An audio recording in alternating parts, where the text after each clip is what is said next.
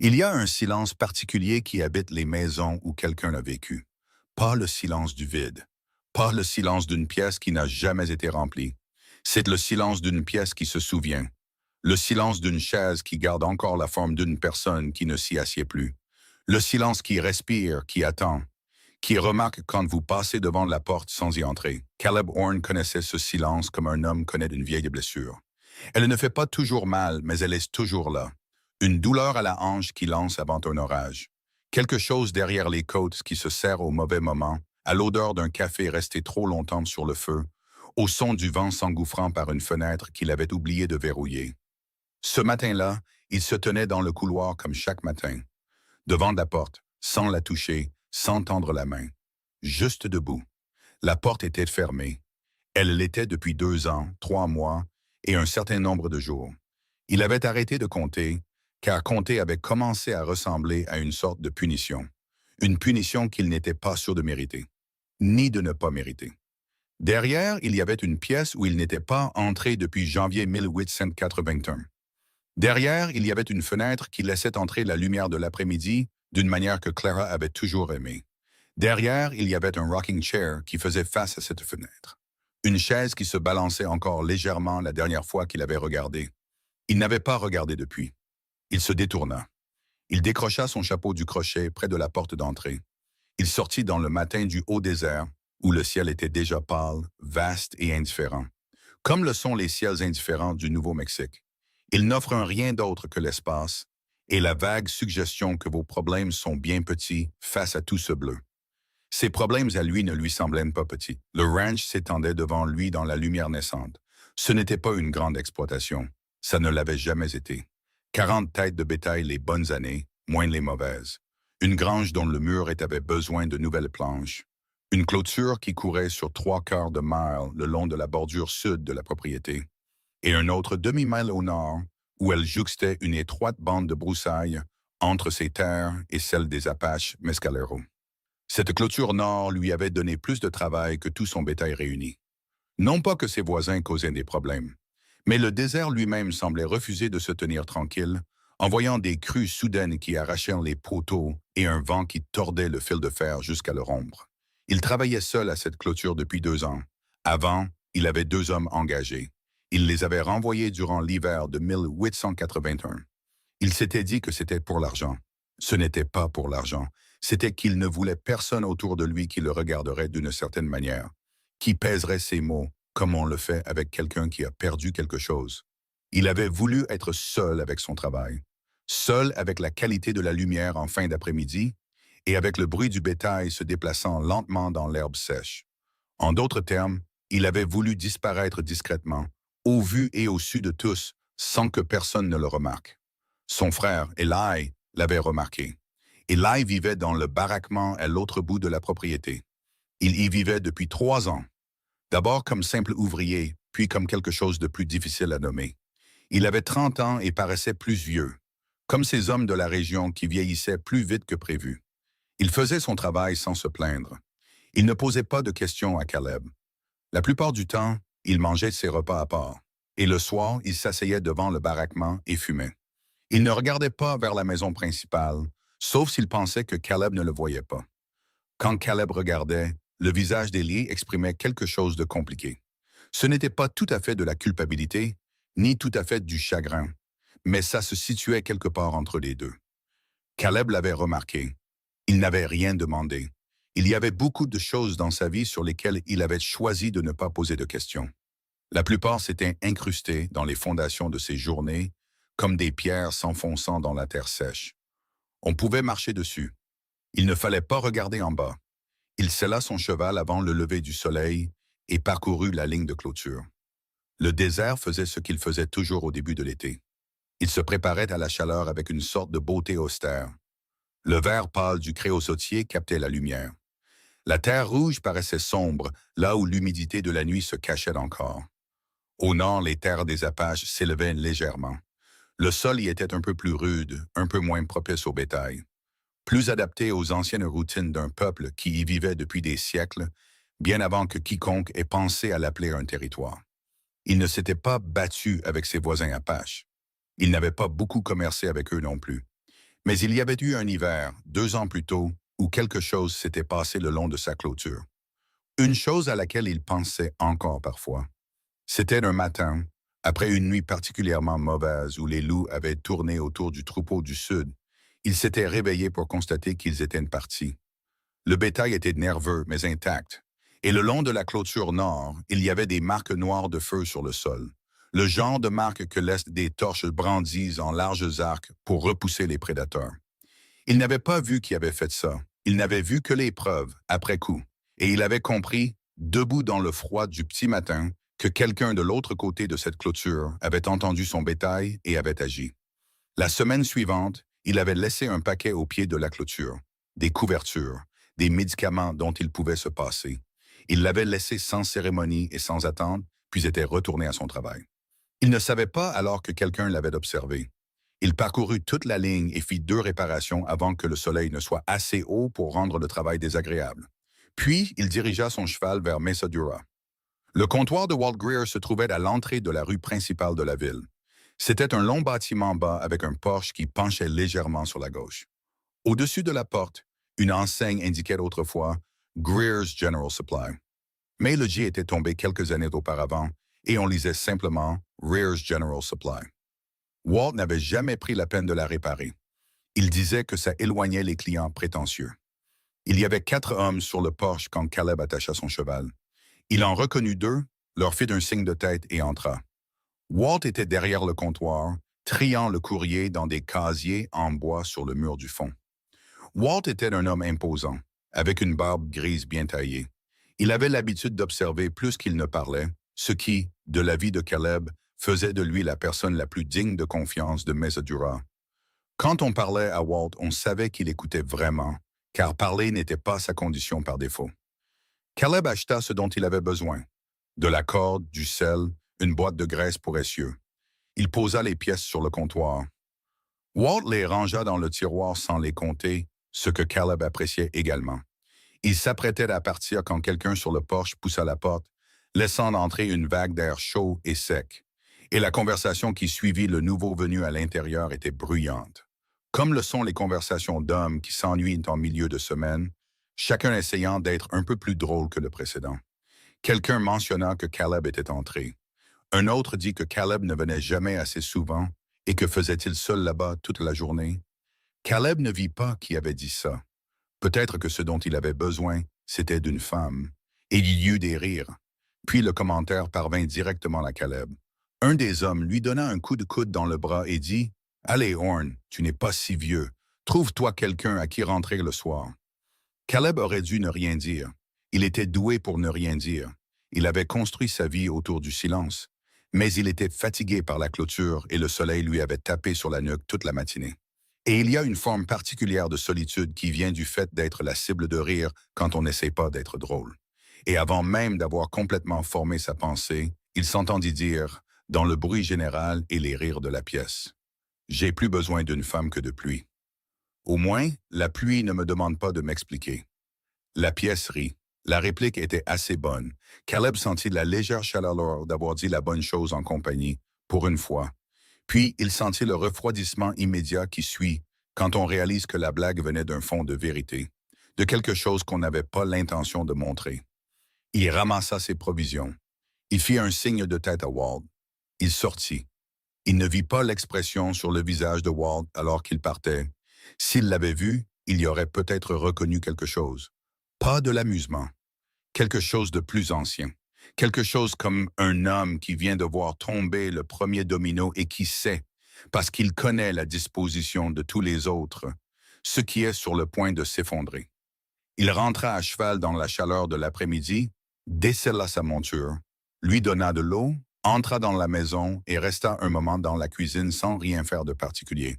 Puis il se dirigea vers le couloir et se tint devant la porte fermée, comme il le faisait toujours, comme il le ferait toujours. Et après un moment, il se dirigea vers le petit bureau dans le coin de la pièce principale et s'assit.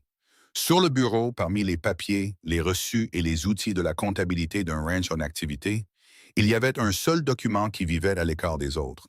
Il n'était pas dans un tiroir. Il était posé face contre table, ce qui n'était pas tout à fait le cacher, ni tout à fait le montrer. C'était précisément le compromis que Caleb avait trouvé après 2 ans sans savoir quoi en faire d'autre. Il le retourna maintenant, comme il le faisait parfois le soir, quand la lumière quittait le ciel et que la maison ressemblait le plus à ce qu'elle était. Le papier était une reconnaissance de dette datée de février 1880. La somme inscrite dessus était importante, plus importante qu'il n'était confortable de la regarder. Le nom en haut du document, au-dessus du langage juridique soigné, était Roy Pritt. Caleb avait emprunté l'argent pour agrandir le pâturage nord. Cela avait semblé une chose raisonnable à faire à l'époque. Pritt avait été arrangeant. Il avait prolongé les délais de paiement à 2 reprises lorsque les saisons avaient été mauvaises. Il portait son insigne et son autorité avec l'aisance d'un homme qui comprenait profondément que la plupart des gens ne voulaient pas savoir ce qui se passait là où l'autorité et l'appétit se rencontraient. Caleb reposa le papier face contre table. Il ne pensa pas à Pritt très longtemps. C'était une habitude qu'il avait développée. Pritt était un problème sans solution immédiate, et Caleb avait découvert que les problèmes sans solution immédiate étaient mieux gardés dans leur coin particulier de l'esprit, derrière le papier retourné dans la pièce qu'on n'ouvrait pas. Il fit du café. Il mangea quelque chose. Il se coucha avant qu'il ne fasse complètement nuit et ne s'endormit pas rapidement. Dehors, la nuit du Nouveau-Mexique s'installait sur le désert par couches successives. D'abord le long crépuscule violet, puis le bleu profond du début de la nuit, puis le noir dur des heures après minuit, quand les étoiles étaient très brillantes et très lointaines, et que la terre en dessous était très calme et très vieille. Dans le baraquement à l'autre bout de la propriété, une lumière brûla jusque tard. À un moment donné après minuit, Caleb entendit des pas sur le porche. Il resta immobile, à l'écoute. On frappa à la porte. Doucement, le genre de coup qui dit « Je sais que tu dors peut-être, mais je vais essayer quand même. » Il se leva, ouvrit la porte. Eli se tenait là. Il tenait quelque chose dans ses mains, un morceau de papier plié de nombreuses fois, les plis usés et adoucis par ce qui semblait être une très longue période passée dans une poche. Son visage dans l'obscurité faisait cette chose compliquée qu'il faisait parfois, mais encore plus maintenant. La culpabilité et le chagrin amplifiés, pressés contre la surface de lui-même. « Je suis désolé de venir si tard, » dit Eli. « Ce n'est rien. » Un silence. « J'ai trouvé ça, » dit Eli. Il tendit le papier. C'était dans la doublure de son manteau d'hiver, celui qu'elle portait. « J'aurais dû te le donner il y a longtemps.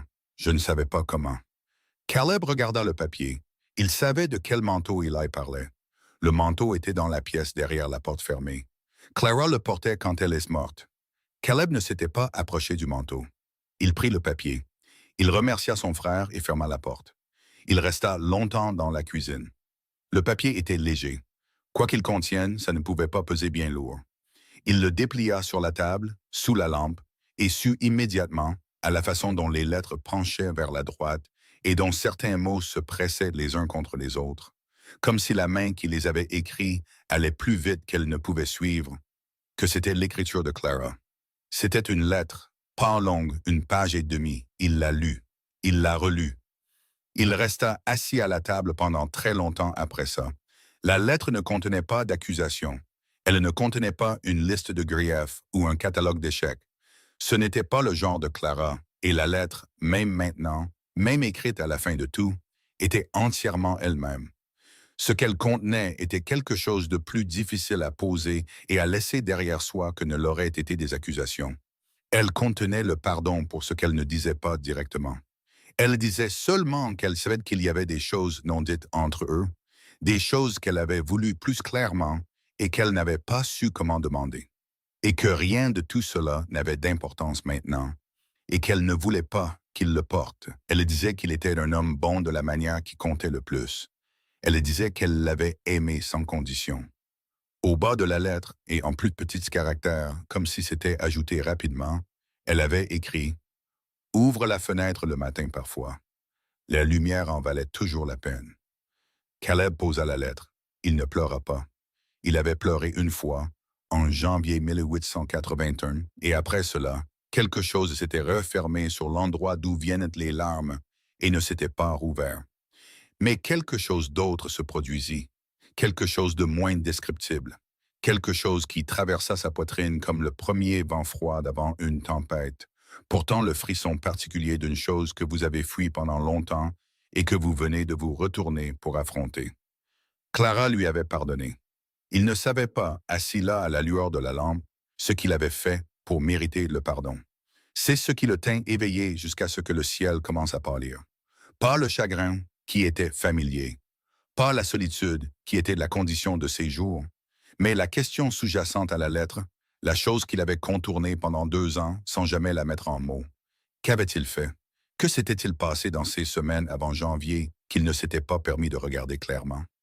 Il regarda le papier retourné sur le bureau. Le nom de Roy Pruitt sur une reconnaissance de dette. Il baissa la lampe. Il s'assit dans la pénombre, sans réponse, et sut qu'il allait devoir les trouver. Dehors, la nuit retenait tout dans le silence. Et au loin, au-delà de la clôture nord, un feu brûlait, petit et constant, dans le camp Apache. Patient, continu et entièrement indifférent au plan des hommes. 5 jours après que la blague eut voyagé plus loin qu'elle n'en avait le droit, Caleb était dans le corral avec la jument Bay. Il lui retirait une pierre du sabot avant gauche, ce qui l'obligeait à se pencher bas et à tenir le sabot fermement entre ses genoux, tandis qu'elle communiquait son mécontentement par une série de transferts de poids et ce qu'on pourrait généreusement appeler une tension coopérative. Il était concentré sur le sabot. Il ne regardait pas l'horizon, c'est pourquoi il ne les vit pas avant que la jument ne les voie. Elle leva la tête. Ses oreilles se dressèrent. Elle ne s'effraya pas, ce qui lui indiqua que l'approche était lente et non menaçante, au sens animal du terme. Il se redressa et se retourna, tenant toujours le cure-pied, et les vit. 2 femmes, Apaches, elles traversaient le terrain découvert depuis la direction de la clôture nord, ce qui signifiait qu'elles avaient franchi la frontière entre ces terres et les leurs, et l'avaient fait sans hâte et sans se cacher, avec la prudence de personnes qui avaient décidé de venir quelque part et qui étaient venues. La femme la plus âgée marchait légèrement en avant. Elle avait peut-être 50 ans, des cheveux gris aux tempes et la posture de quelqu'un qui avait porté des choses difficiles pendant longtemps et s'était organisé autour de ce fardeau. Elle portait une robe à la manière Apache, pratique et bien faite. Son visage était du genre à ne rien vous dire, sauf qu'il avait vu beaucoup de choses et en avait tiré certaines conclusions. La femme plus jeune marchait à ses côtés, légèrement sur la droite. Elle n'était pas ce à quoi Caleb s'attendait, bien qu'il n'aurait pas pu dire précisément à quoi il s'attendait. Elle avait peut-être 25 ans, avec le genre d'immobilité physique qui se lie chez une personne comme de la compétence. Comme quelqu'un dont le corps a appris à être silencieux parce que l'esprit travaille toujours. Elle le regarda comme on regarde un cheval qu'on envisage d'acheter, directement, en le jaugeant, sans se soucier de ce qu'il pensait d'être regardé de cette façon. Il tenait toujours le cure-pied. Il le posa sur le poteau de la clôture. Il enleva son chapeau. La femme la plus âgée s'arrêta à environ 3 mètres. Elle ne tendit pas la main. Elle le regarda avec une économie directe qu'il n'avait pas souvent rencontrée et dit sans préambule, « J'ai entendu dire que vous avez besoin d'une femme. Ma fille, Senna, vaut plus que ce que la plupart des hommes méritent. » Les mots étaient ainsi simples et si totalement inattendus que l'esprit de Caleb devint un instant complètement vide. Il se tenait là, son chapeau à la main, la jument faisant de petits bruits d'impatience derrière lui, et l'air chaud et sec pesant sur tout, et il ne put produire la moindre réponse. La femme la plus âgée attendit. Senna ne détourna pas le regard, ne sourit pas, ne parut ni gênée, ni timide, ni aucune des choses qu'une personne pourrait paraître en étant offerte de cette manière particulière. Elle ressemblait à quelqu'un qui avait pris une décision et attendait de voir si le terrain allait coopérer. Caleb retrouva sa voix.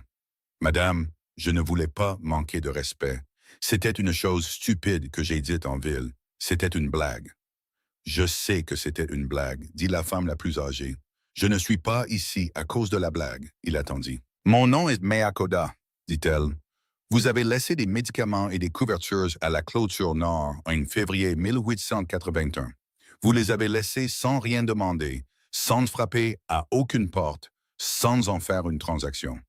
Une pause. J'observe ce ranch depuis un certain temps. Je sais quel genre d'homme vous êtes. Vous avez observé? Oui. Depuis combien de temps? Assez longtemps. Ce n'était pas une évasion.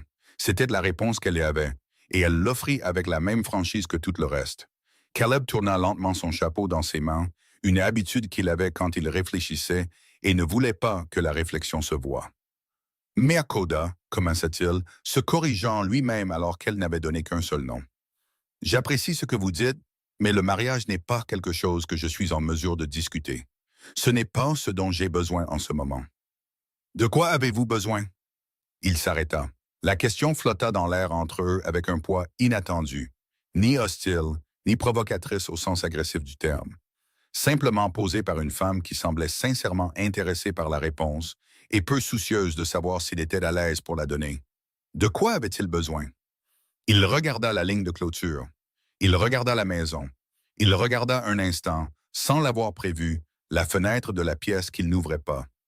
Senna parla. C'était la première fois qu'elle parlait, et sa voix était plus grave qu'il ne s'y attendait. Délibérée dans son rythme, avec la précision de quelqu'un qui avait appris l'anglais, avec une attention particulière, et choisissait maintenant de l'utiliser exactement. « Je ne suis pas venu parce que ma mère me l'a dit, dit-elle. Je suis venu voir si vous valiez mon timbre. » Il la regarda directement. « Et alors ?» dit-il avant de pouvoir décider de ne pas le faire. Elle pencha légèrement la tête comme un faucon penche la tête quand il décide de quelque chose en dessous. « Je n'ai pas encore décidé. » Quelque chose bougea dans sa poitrine, quelque chose qui était resté immobile pendant très longtemps. Il ne rit pas. Il n'était pas un homme qui riait facilement. Mais quelque chose changea dans le mécanisme particulier de sa garde, de la même manière qu'un engrenage bloqué se libère parfois. Non pas avec un craquement spectaculaire, mais avec un petit relâchement presque inaudible. Il remit son chapeau.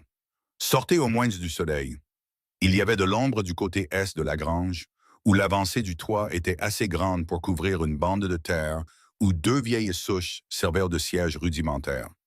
Il les y conduisit, et Mea Koda s'assit sur l'une des souches avec l'air de quelqu'un qui n'avait pas demandé la permission et n'en avait pas eu besoin.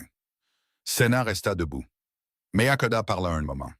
Elle lui raconta la nuit avec les loups avec plus de détails que les traces de cendres noires ne lui en avaient donné. Elle avait vu le bétail depuis les hauteurs, était descendue avec deux de nos gens et avait utilisé le feu et le bruit pour chasser les loups vers le nord-est, loin du troupeau.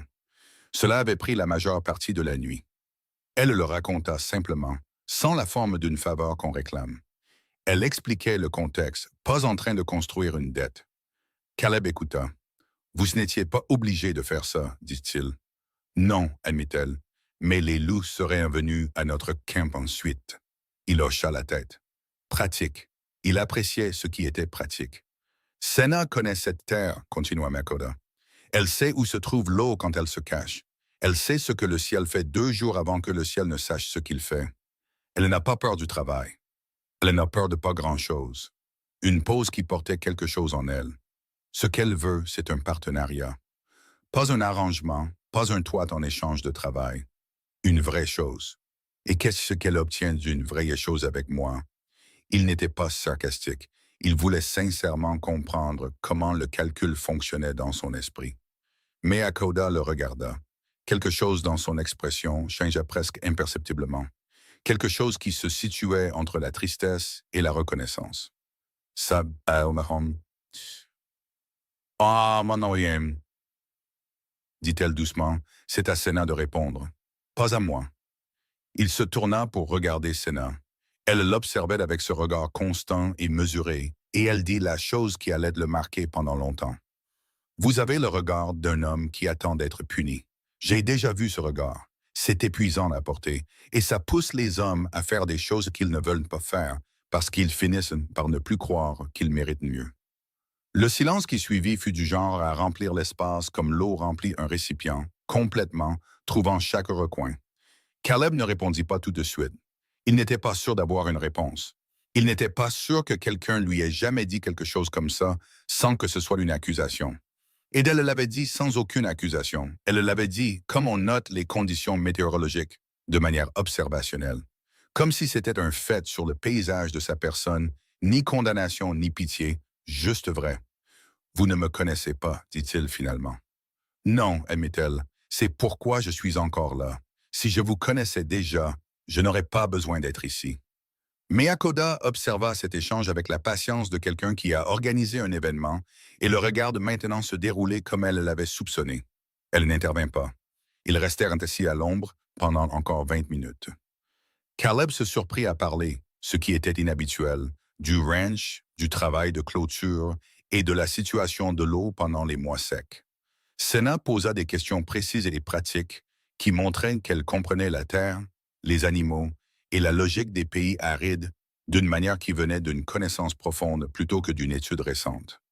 Mais Akoda écoutait principalement, ajoutant parfois quelque chose sur un ton qui parvenait à être à la fois totalement sans pression et totalement clair sur ce qu'elle pensait. Quand ils se levèrent pour partir, rien n'avait été formellement convenu. Caleb n'avait pas dit oui. Il n'avait pas dit non. Ils avaient simplement parlé à l'ombre d'une grange de choses qui comptaient, et la conversation avait été différente de la plupart des conversations de son expérience. Mais Akoda hocha la tête une fois, le genre de hochement de tête qui fonctionne comme un point à la fin d'une phrase. Senna se tourna pour partir, puis s'arrêta, sans se retourner complètement, juste assez. La clôture sur votre ligne nord, dit-elle. Troisième poteau après le repère du ruisseau à sec, elle va céder avant la fin de la semaine. Le sol est plus meuble qu'il n'y paraît. Puis elle marcha avec Miyakoda à travers le terrain découvert vers la crête, sans se presser, sans regarder en arrière. Caleb resta un moment au coin de la grange. La jument s'était éloignée à l'autre bout du corral. Le ciel était très grand et très bleu et n'offrait rien d'autre que lui-même. Il pensa à ce que Senna avait dit sur le regard d'un homme attendant d'être puni. Il pensa à la lettre sur la table de la cuisine qu'il n'avait pas rangée, qui était posée face visible là où il l'avait laissée. Il pensa au papier retourné sur le bureau avec le nom de Roy Pritt dessus et le chiffre sous le nom qui avait été patient pendant 2 ans. Il était là, pensant à tout cela et à rien en particulier, quand un mouvement à l'extrême bord de son pâturage nord attira son œil. Il leva les yeux. Là, à la lisière des arbres, où sa terre touchait le sol plus rude du territoire apache, se tenait une silhouette, petite, un enfant ou presque, parfaitement immobile, regardant dans sa direction. Il ne pouvait pas distinguer grand-chose à cette distance. Une fille, pensa-t-il, peut-être 15 ou 16 ans. Elle fut là un instant seulement, puis la lisière des arbres bougea dans le vent et elle disparut, absorbée par les ombres des broussailles, comme si elle n'avait jamais été là. Caleb resta très immobile. Il pensa au visage de Miyakoda quand elle s'était retournée pour partir, à la façon dont quelque chose avait bougé sous son expression à ce dernier moment, rapide et soigneusement dissimulé comme on dissimule quelque chose qu'on n'est pas prêt à expliquer. Il pensa aux mots que Senna avait utilisés, une vraie chose, et à la façon dont elle l'avait dit, la légère tension autour de ces mots, comme si c'était quelque chose qu'elle voulait très fort et n'était pas sûre d'être autorisée à avoir. Il ne savait pas ce que tout cela signifiait. Il savait seulement qu'en 5 jours, après 2 ans où rien n'avait changé, quelque chose avait changé. Quelque chose avait bougé dans la machinerie de sa vie, silencieusement, sans sa permission, de la manière spécifique des événements, qui commencent par une blague négligente dite à une salle pleine d'hommes qui n'ont rien de mieux à faire et se terminent quelque part de complètement différent de là où ils ont commencé. Il alla vérifier le poteau de clôture, le troisième après le repère du ruisseau à sec. Le sol était exactement comme elle l'avait décrit, meuble sous la surface, trompeur, le poteau commençant déjà à pencher d'un côté d'une manière qui l'aurait fait tomber d'ici vendredi. Il passa le reste de l'après-midi à le redresser. Il travailla jusqu'à ce que la lumière baisse et quand il rentra, il alla à la cuisine, fit du café, s'assit à la table avec la lettre de Clara et la relut une fois de plus, lentement, comme on lit quelque chose qu'on commence à comprendre différemment de la première fois. Ouvre la fenêtre le matin parfois, la lumière en valait toujours la peine. Il plia la lettre avec soin. Il la posa au centre de la table, face visible. Dehors, la nuit du Nouveau-Mexique vint comme elle venait toujours, par couches. D'abord le long crépuscule, tout devenant rose et cuivré, puis violet sur les bords. Puis l'heure bleue, brève et belle comme le sont les choses brèves. Puis le noir dur de la fin de la nuit, et les étoiles et le silence qui n'était pas le silence du vide, mais le silence bien plus ancien d'une terre qui avait été là avant eux tous et serait là bien après. Dans le baraquement, la lumière d'Eli s'éteignit tôt pour une fois. Dans la maison principale, Caleb s'assit à la table de la cuisine et regarda la lettre que sa femme lui avait écrite, celle qu'elle avait portée dans la doublure de son manteau, celle qui avait mis 2 ans et la culpabilité de son frère pour arriver entre ses mains. Il pensa au pardon, à ce qu'une personne pardonne et à ce qu'elle porte, et s'il y a toujours une différence entre les deux. Il pensa à une femme qui marchait sans demander la permission et à une mère qui avait observé sa terre pendant des années avant de lui adresser un seul mot. Il pensa à une file debout à la lisière des arbres qui avait disparu avant qu'il ne puisse la voir clairement, et à la manière particulière dont Mikoda s'était détournée rapidement quand elle avait vu où il regardait. Il y avait des choses qu'il ne comprenait pas encore. Il y avait des choses qu'il soupçonnait qu'on lui demanderait de comprendre, et bientôt. Mais cette nuit-là, il ne redoutait pas le matin, et ça, pour Caleb Horn, c'était quelque chose de totalement nouveau. Elle revint le lendemain matin. Caleb ne s'y attendait pas. On ne lui avait pas dit qu'elle reviendrait. Aucun accord n'avait été conclu. Aucun arrangement n'avait été prononcé. Rien qui lui aurait donné une raison de lever les yeux de l'abreuvoir qu'il réparait et de s'attendre à voir Senna traverser sa terre depuis le nord avec la même certitude tranquille qu'elle avait portée la veille, comme si le sol sous ses pieds lui appartenait depuis longtemps et qu'elle ne faisait que reprendre son usage. Il leva les yeux. Il ne dit rien. Elle ne dit rien non plus. Elle se dirigea vers le corral, regarda les chevaux un instant avec cette expression mesurée qu'elle semblait appliquer à la plupart des choses, puis se dirigea vers l'endroit où la pelle était appuyée contre le poteau de la clôture et la ramassa. « Le drainage de ce côté est mauvais, dit-elle, pas à lui en particulier, mais plutôt à la situation. L'eau stagne sous l'abreuvoir au lieu de s'en éloigner. C'est pourquoi le bois pourrit par le dessous. » Il regarda l'abreuvoir. Il regarda le sol autour. Il avait réparé les dégâts visibles sans s'attaquer à la source.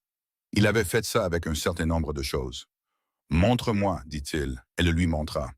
Ils travaillèrent toute la matinée, sans beaucoup de conversation, ce qui leur convenait à tous les deux.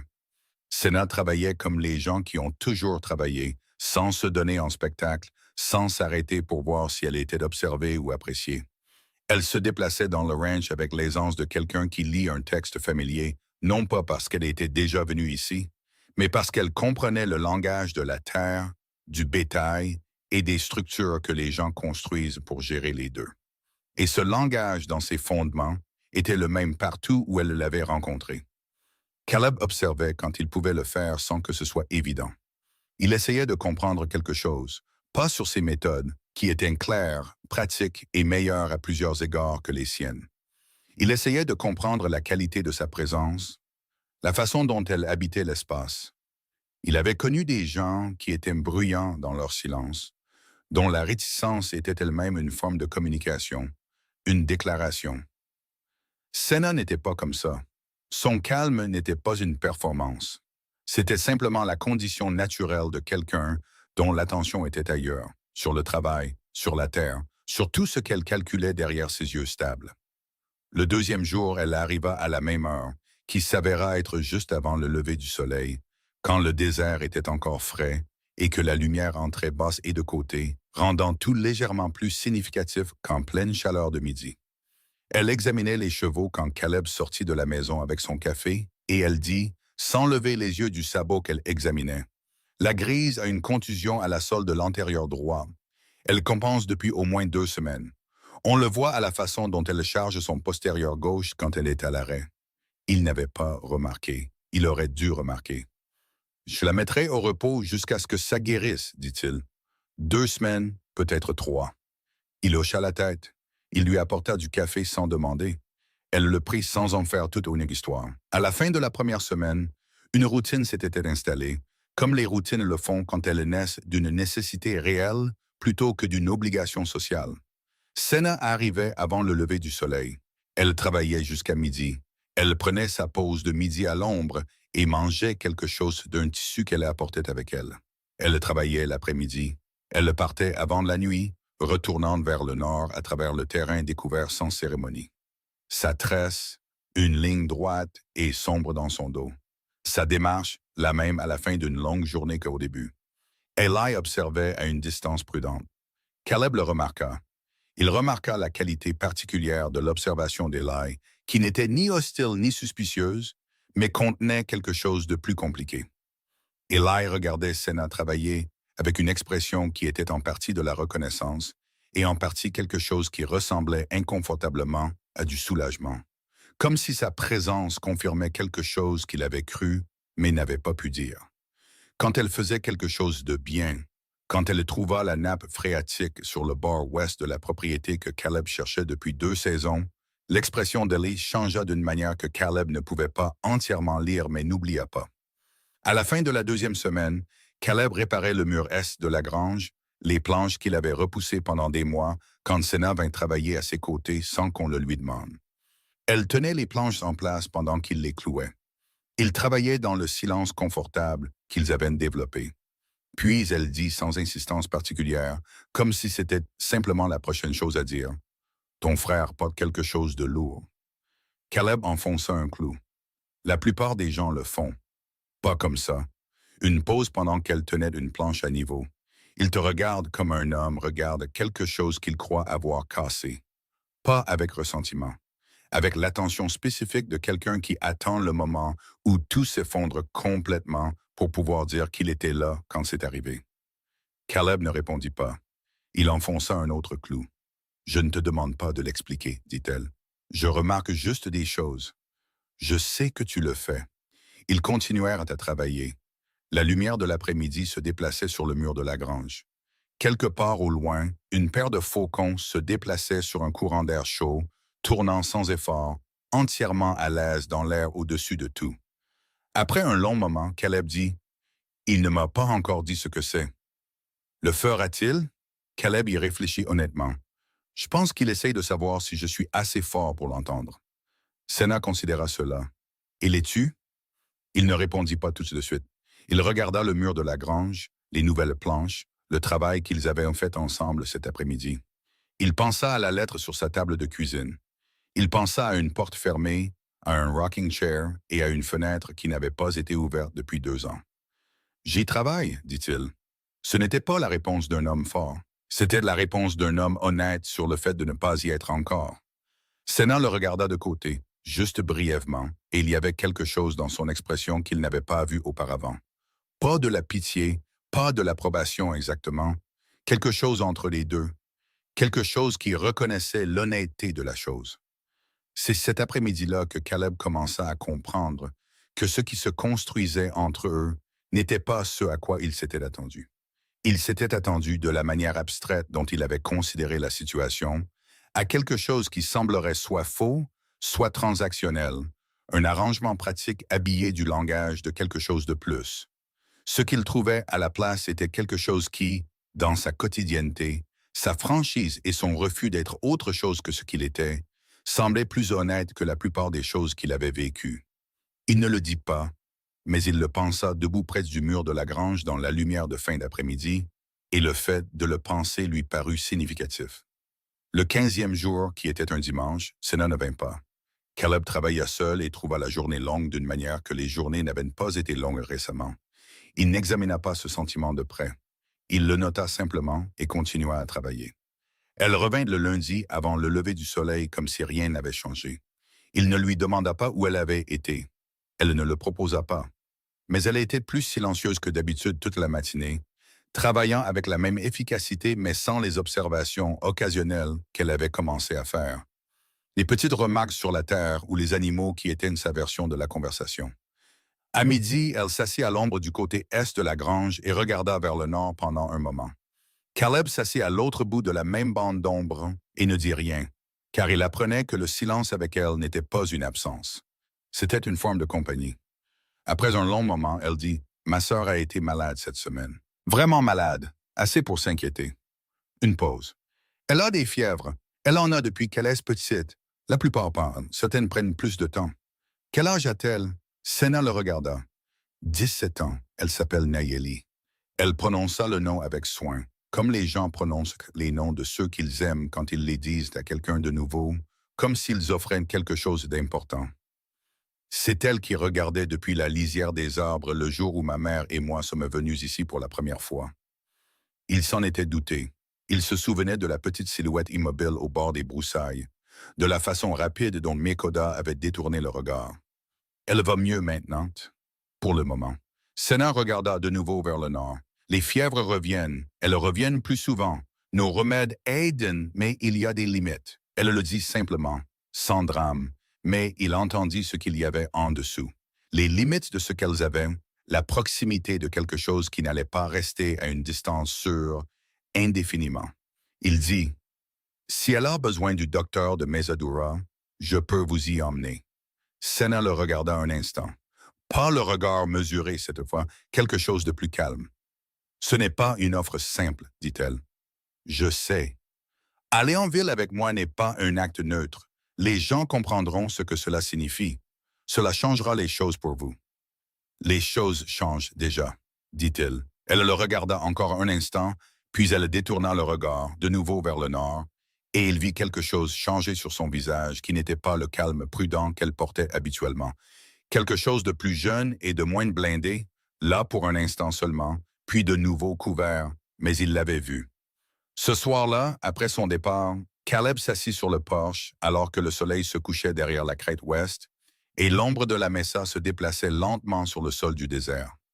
Eli vint s'asseoir sur la marche en dessous de lui, ce qu'Eli n'avait pas fait depuis longtemps. Ils ne parlèrent pas pendant un moment, comme les frères ne parlent parfois pas. Puis Eli dit, « Elle est bien. »« Oui, » dit Caleb, « elle voit les choses. »« Oui. » Un autre silence, le ciel passa de l'orange au rouge, puis au violet profond qui précédait l'obscurité. Eli dit, « Ça fait 2 ans que j'essaye de trouver comment dire quelque chose. » Caleb dit, « Je sais. » « Tu sais ce que c'est? » »« Pas exactement, mais je sais que c'est à propos de Clara. » Il regarda son frère.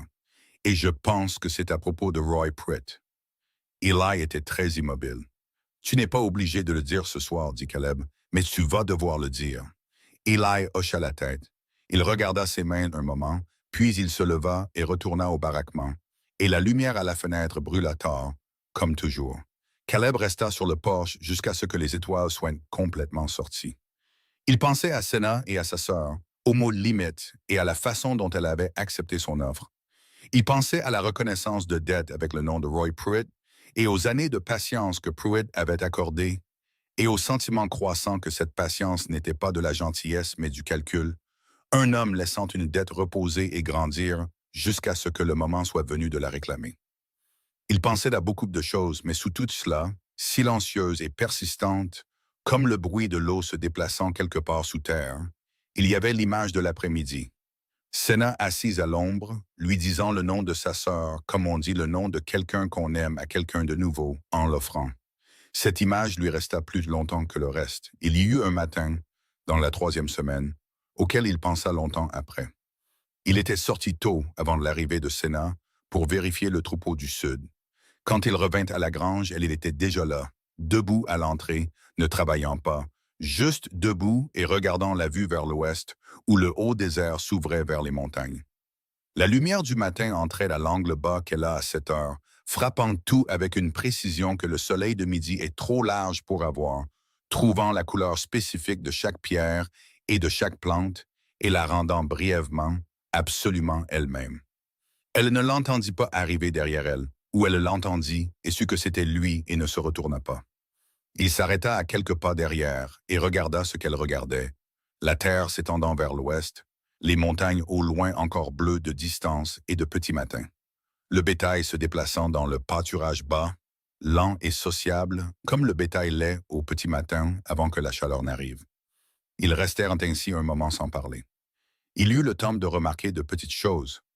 La façon dont elle se tenait, son poids légèrement en avant, la posture de quelqu'un habitué à regarder la terre non pas comme un paysage, mais comme une information.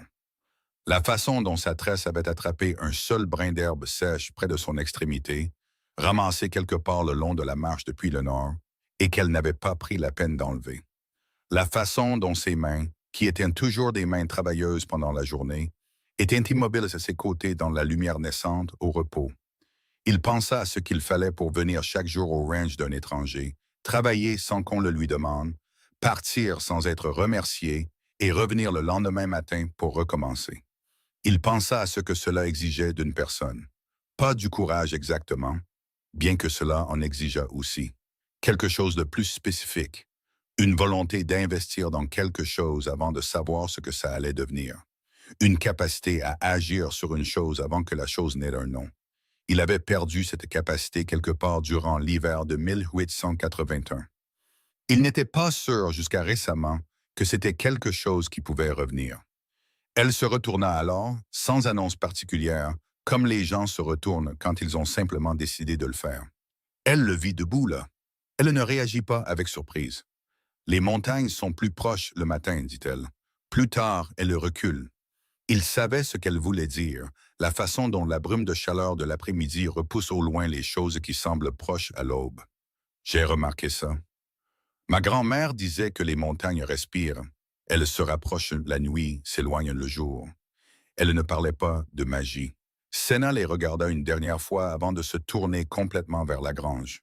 Elle voulait dire que la terre bouge avec la température et la lumière, comme un être vivant. Si on y prête attention assez longtemps, on peut le sentir. Il y pensa un moment sans rien dire, et elle s'était déjà dirigée vers les chevaux avant qu'il ne trouve les mots pour répondre. Et à ce moment-là, le moment était passé et était devenu le moment suivant, le matin de travail, le monde pratique. Et il ne dit pas ce qu'il était sur le point de dire, mais il s'en souvint. C'est ce moment, plus tard, qu'il identifierait comme celui où quelque chose en lui avait basculé au-delà du point de non-retour. Pas un moment dramatique, pas de mots prononcés, rien de déclaré au sens conventionnel. Juste deux personnes debout dans la lumière naissante, regardant le même morceau de monde et le trouvant, pour ce moment, suffisant. Il ne nommerait pas ce qu'il ressentait.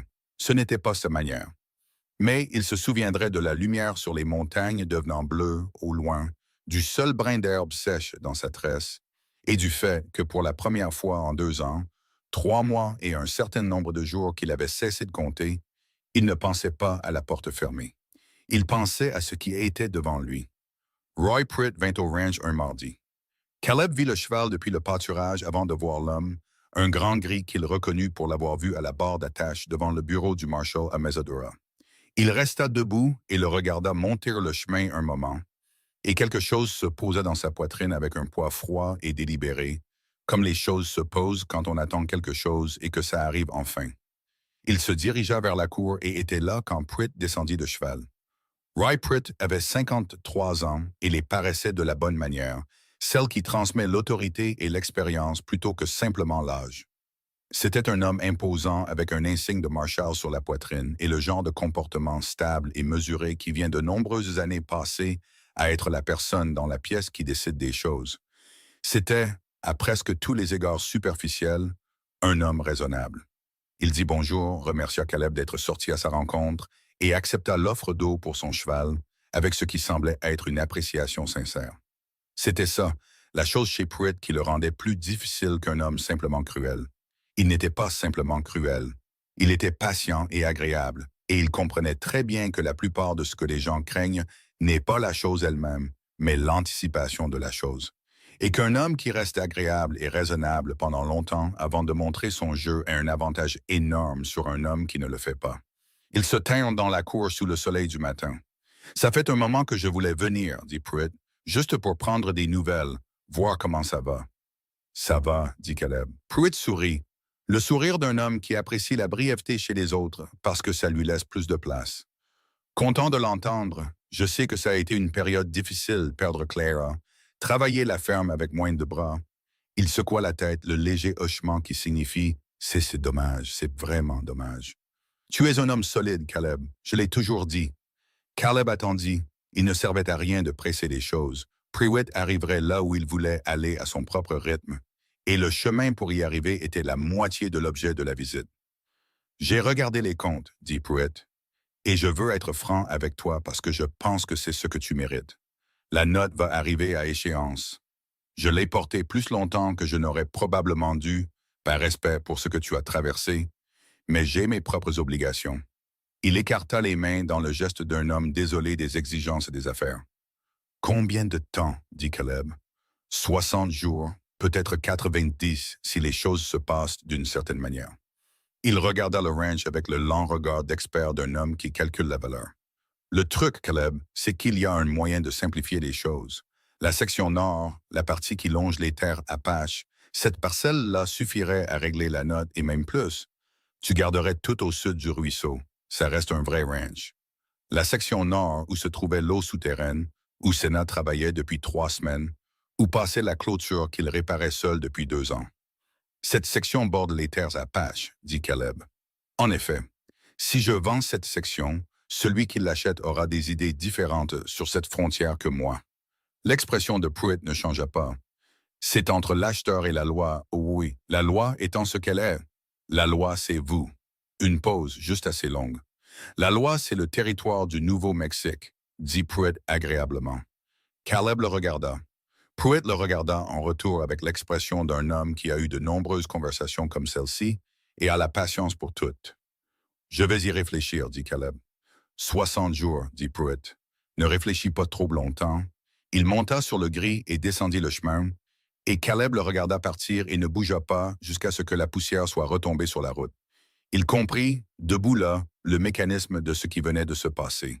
Pruitt ne l'avait pas menacé, n'avait pas élevé la voix, avait offert ce qui semblait, si on n'y prêtait pas une attention particulière, une solution raisonnable à un problème financier. La menace était entièrement implicite, portée à l'intérieur de l'amabilité, comme une pierre est portée par un courant. On ne pouvait pas pointer un moment précis et dire « Le voilà, c'est là qu'il a franchi la ligne ». La ligne n'était pas du genre à pouvoir être pointée. C'était ainsi que Pruitt travaillait. Caleb comprit cela d'une manière qu'il n'avait pas entièrement comprise avant la conversation, et la compréhension n'était pas confortable. Il resta longtemps dans la cour. Puis il entra, retourna la reconnaissance de dette sur le bureau et s'assit devant, pensant à la section nord, à l'eau, aux frontières, au camp Apache au-delà de la clôture, à Meakoda et Sena, et à une fille de 17 ans nommée Nayeli qui se tenait à la lisière des arbres et le regardait il y a 3 semaines. Il pensa à la voix de Pruitt, agréable, raisonnable et totalement sans pitié. Il pensa à 60 jours. Il était encore assis là quand il entendit des pas sur le porche. Pas Pruitt, trop léger. Il connaissait ce pas maintenant. Sena ouvrit la porte sans frapper, ce qu'elle avait commencé à faire quelque temps dans la 2e semaine, puis s'arrêta quand elle vit son visage. Elle regarda le bureau, le papier, puis de nouveau lui. « Qui est-ce venu ?» dit-elle. « Roy Pruitt. » Quelque chose dans son expression changea. Il ne l'aurait pas remarqué s'il n'avait pas regardé attentivement. Une tension très légère autour des yeux. Les petits signes d'une personne qui vient d'entendre un nom auquel elle pense depuis longtemps.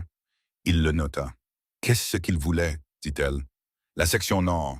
60 jours pour payer ou vendre. » Elle entra dans la pièce et s'assit en face de lui sans y être invitée, ce qui était aussi quelque chose qu'elle avait commencé à faire, et il en était reconnaissant d'une manière qu'il n'avait pas examinée attentivement. « S'il obtient cette terre, dit-elle, je sais, ce n'est pas seulement l'eau, la section nord et le couloir que notre peuple utilise en hiver. La perdre change tout dans nos déplacements. » « Je sais, dit-il à nouveau, elle le regarda. Tu savais avant qu'il ne vienne. Tu savais que c'était ce qu'il voulait. J'avais une idée. Et tu es resté. C'est mon ranch. Elle resta silencieuse un moment. Puis elle dit, Pruitt est marshal depuis 6 ans. Avant ça, il était adjoint d'un homme nommé Garnett, qui a quitté le territoire dans des circonstances que personne ne discute clairement. Elle le dit sur le même ton mesuré et informatif qu'elle utilisait pour discuter des modèles météorologiques et des nappes phréatiques, mais il entendit ce qu'il y avait en dessous. Ce n'était pas une connaissance générale. C'était une connaissance spécifique, recueillie avec soin au fil du temps, avec un but. Il la regarda directement. « Tu en sais plus sur Pruitt qu'une personne ne le saurait en vivant dans un camp au nord de sa juridiction. » Elle soutint son regard. « Oui. Depuis combien de temps le sais-tu? Une partie depuis longtemps, une autre plus récemment. » Une pause. « Mon père est allé à Mesa Dura il y a 3 ans. Il est allé acheter des médicaments pour Nayeli, qui était malade cet hiver-là. Il n'est pas rentré à la maison. » La phrase était simple. Le poids derrière ne l'était pas. Ils ont dit qu'il s'était disputé avec quelqu'un au comptoir, qu'il avait commencé, que les choses avaient mal tourné. Sa voix était toujours égale, mais il y avait quelque chose en dessous qu'elle portait depuis longtemps. Mon père ne commençait pas de dispute. Il n'était pas ce genre d'homme. Il entrait discrètement, achetait ce dont il avait besoin et rentrait chez lui. Il l'avait fait de nombreuses fois. Caleb ne dit rien. Il écoutait avec toute l'attention que la situation exigeait. La dernière personne avec qui mon père a été vu parler par quiconque le dirait ouvertement était l'homme qui était adjoint du Marshal cette année-là, Roy Pruitt. La cuisine était très silencieuse. Dehors, un vent s'était levé et se déplaçait dans l'herbe le long de la clôture avec un son doux et continu. Tu es venu ici pour ça, dit Caleb. Je suis venu ici pour plusieurs choses. Elle le dit honnêtement, sans s'excuser. Quand ma mère a dit qu'elle observait ton ranch, c'est vrai. Elle l'observe depuis 2 ans parce qu'elle croyait que tu étais un homme bon et parce qu'elle avait un plan qui nécessitait un homme bon. Mais je suis aussi venu parce que c'est l'endroit où j'ai une chance de découvrir ce qui est arrivé à mon père. Une femme du camp Apache qui va en ville poser des questions sur un adjoint du Marshal n'obtient pas de réponse. On la met en garde ou pire. Elle le regarda fixement. Mais une femme qui va et vient du ranch d'un colon respecté, une femme qui lui est connue, qui est connue de Walt Greer et des gens qui achètent et vendent à Messadura, cette femme peut être quelque part sans avoir à expliquer pourquoi elle est là. Caleb resta silencieux un long moment. Alors, qu'as-tu trouvé pendant le temps où tu es venu ici? Pas assez, pas encore. Elle regarda brièvement ses mains, puis de nouveau lui. Mais je sais que Pruitt a un schéma. Il identifie quelque chose qu'il veut, une terre, de l'argent ou de l'autorité, et il attend. Il est très patient et il utilise la loi comme un outil pour ses propres fins, d'une manière très difficile à prouver, parce que la loi à son niveau ne se regarde pas attentivement. Et Clara, dit Caleb doucement. Le mot lui coûta quelque chose. Senna le regarda. Est-ce que Pruitt a quelque chose à voir avec Clara? Dit-il. Pas une question exactement, plutôt un homme au bord de quelque chose qu'il avait peur d'approcher depuis longtemps et qui s'avançait enfin. Senna était très immobile. Qu'est-ce que tu sais? Je sais qu'elle est tombée malade et que le docteur n'est pas venu à temps. Je sais qu'il y a une note sur ce bureau avec le nom de Pruitt dessus, qu'il brandit sur cette terre depuis 3 ans. Je sais qu'Eli porte quelque chose qu'il ne peut pas se me dire. Il la regarda. Je sais que les choses qui ressemblent à des coïncidences ne le sont souvent pas. Le silence s'étira, puis Senna dit, « Je n'ai pas de preuves. J'ai ce que je sais et ce que je soupçonne, et il y a une distance entre les deux que je n'ai pas encore pu combler. » Elle fit une pause. « Mais oui, je crois que Pruitt a été impliqué dans ce qui est arrivé à ta femme, de la même manière qu'il a été impliqué dans ce qui est arrivé à mon père. Pas de ses propres mains.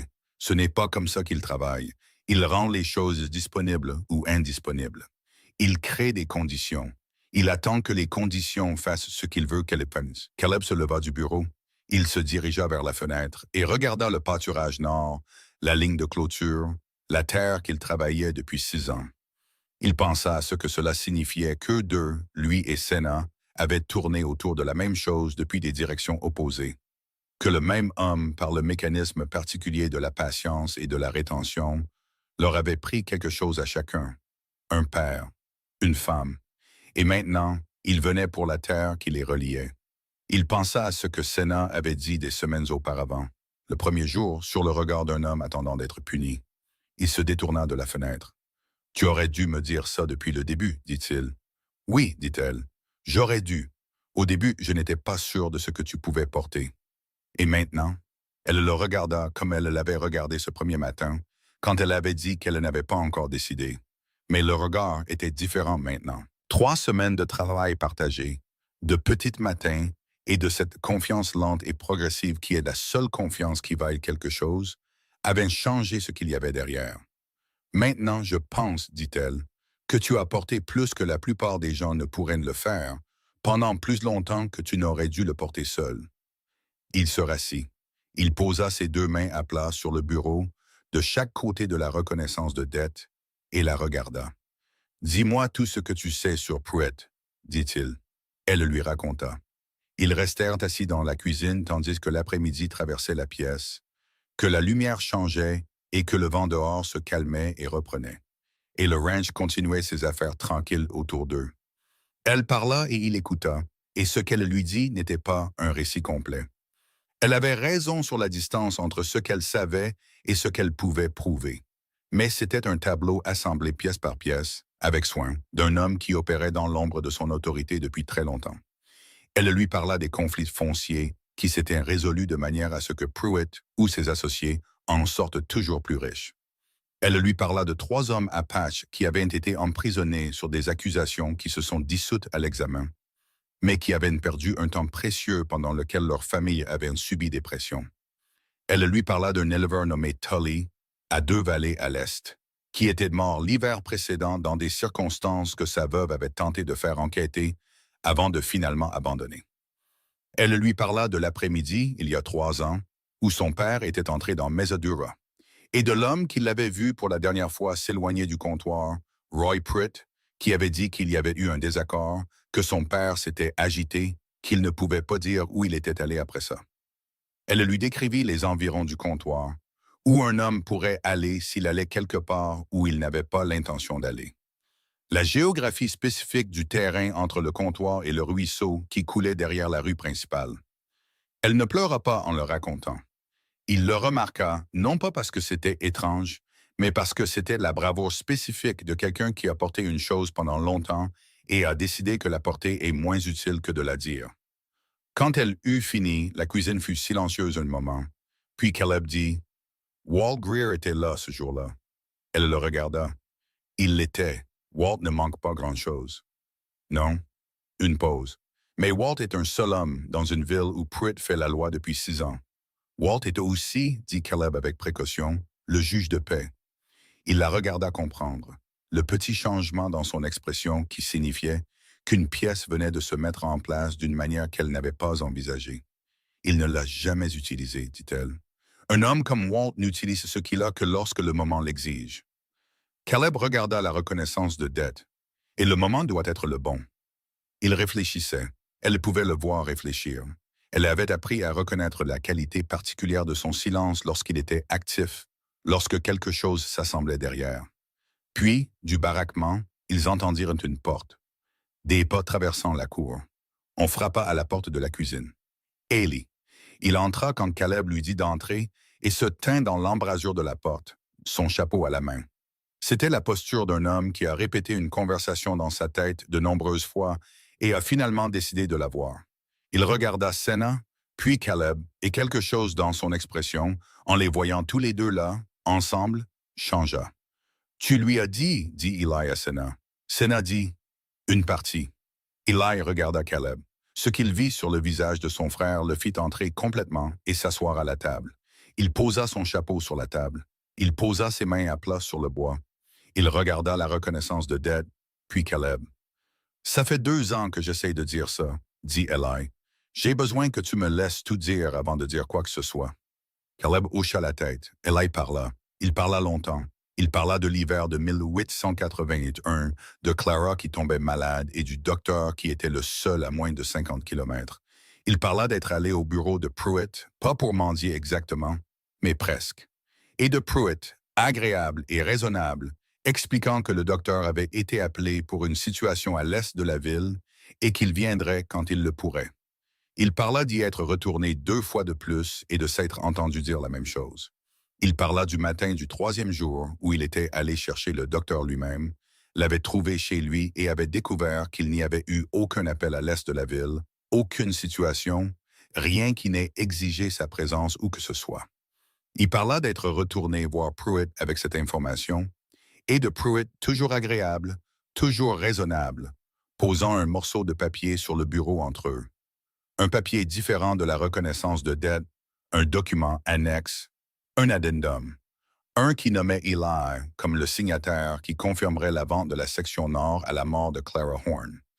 Il parla de ce que l'on ressent en regardant ce morceau de papier et en sachant que le docteur pouvait être envoyé ou non, que le choix était le sien et aussi pas le sien, que le choix avait déjà été fait pour lui au moment où le papier était sur le bureau.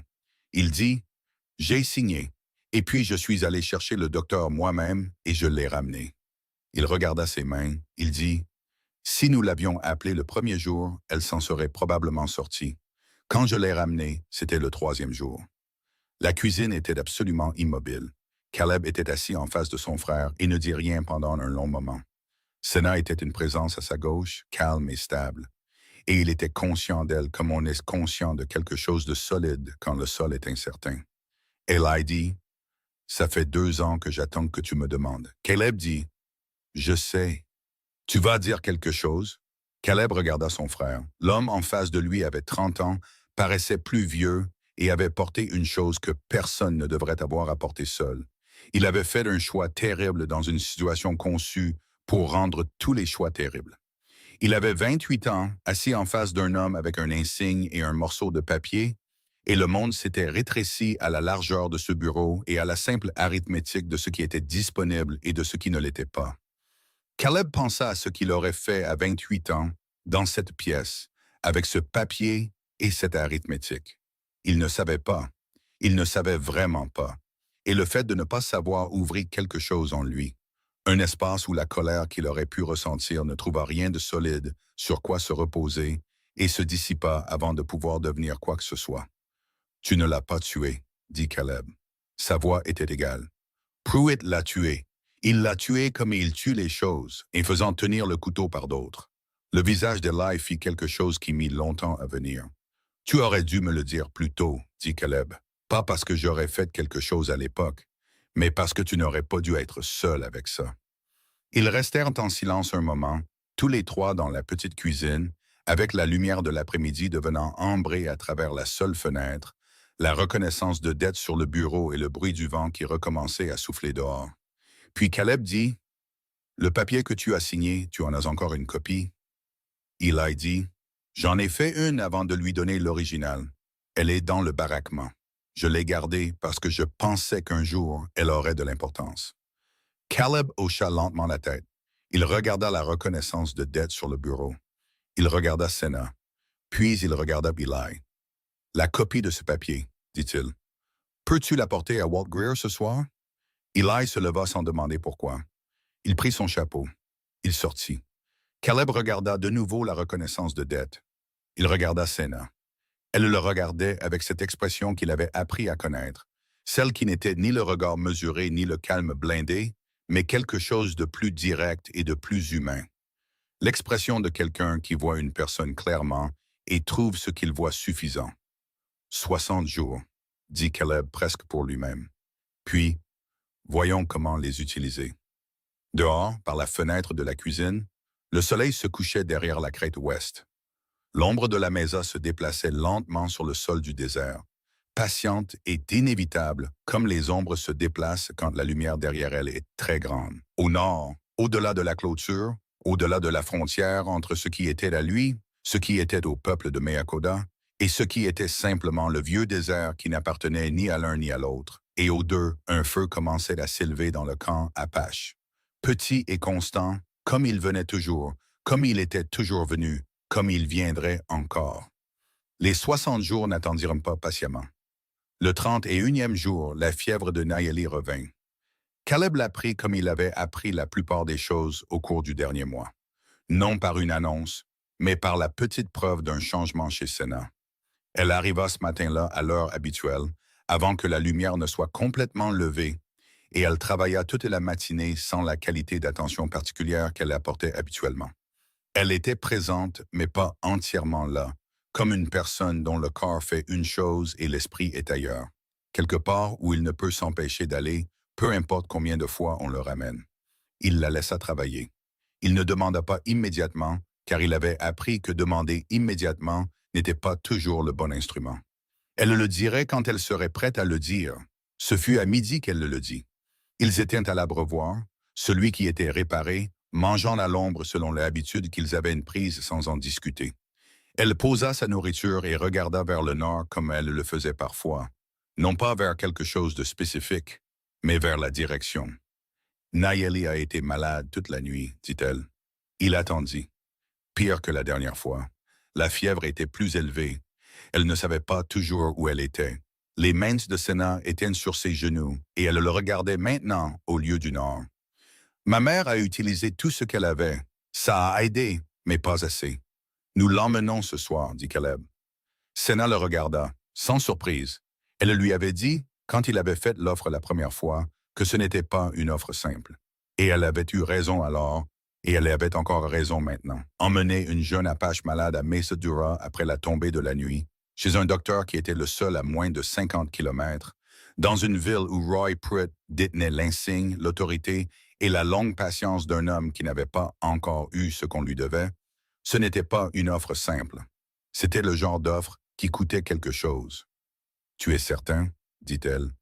J'en suis certain.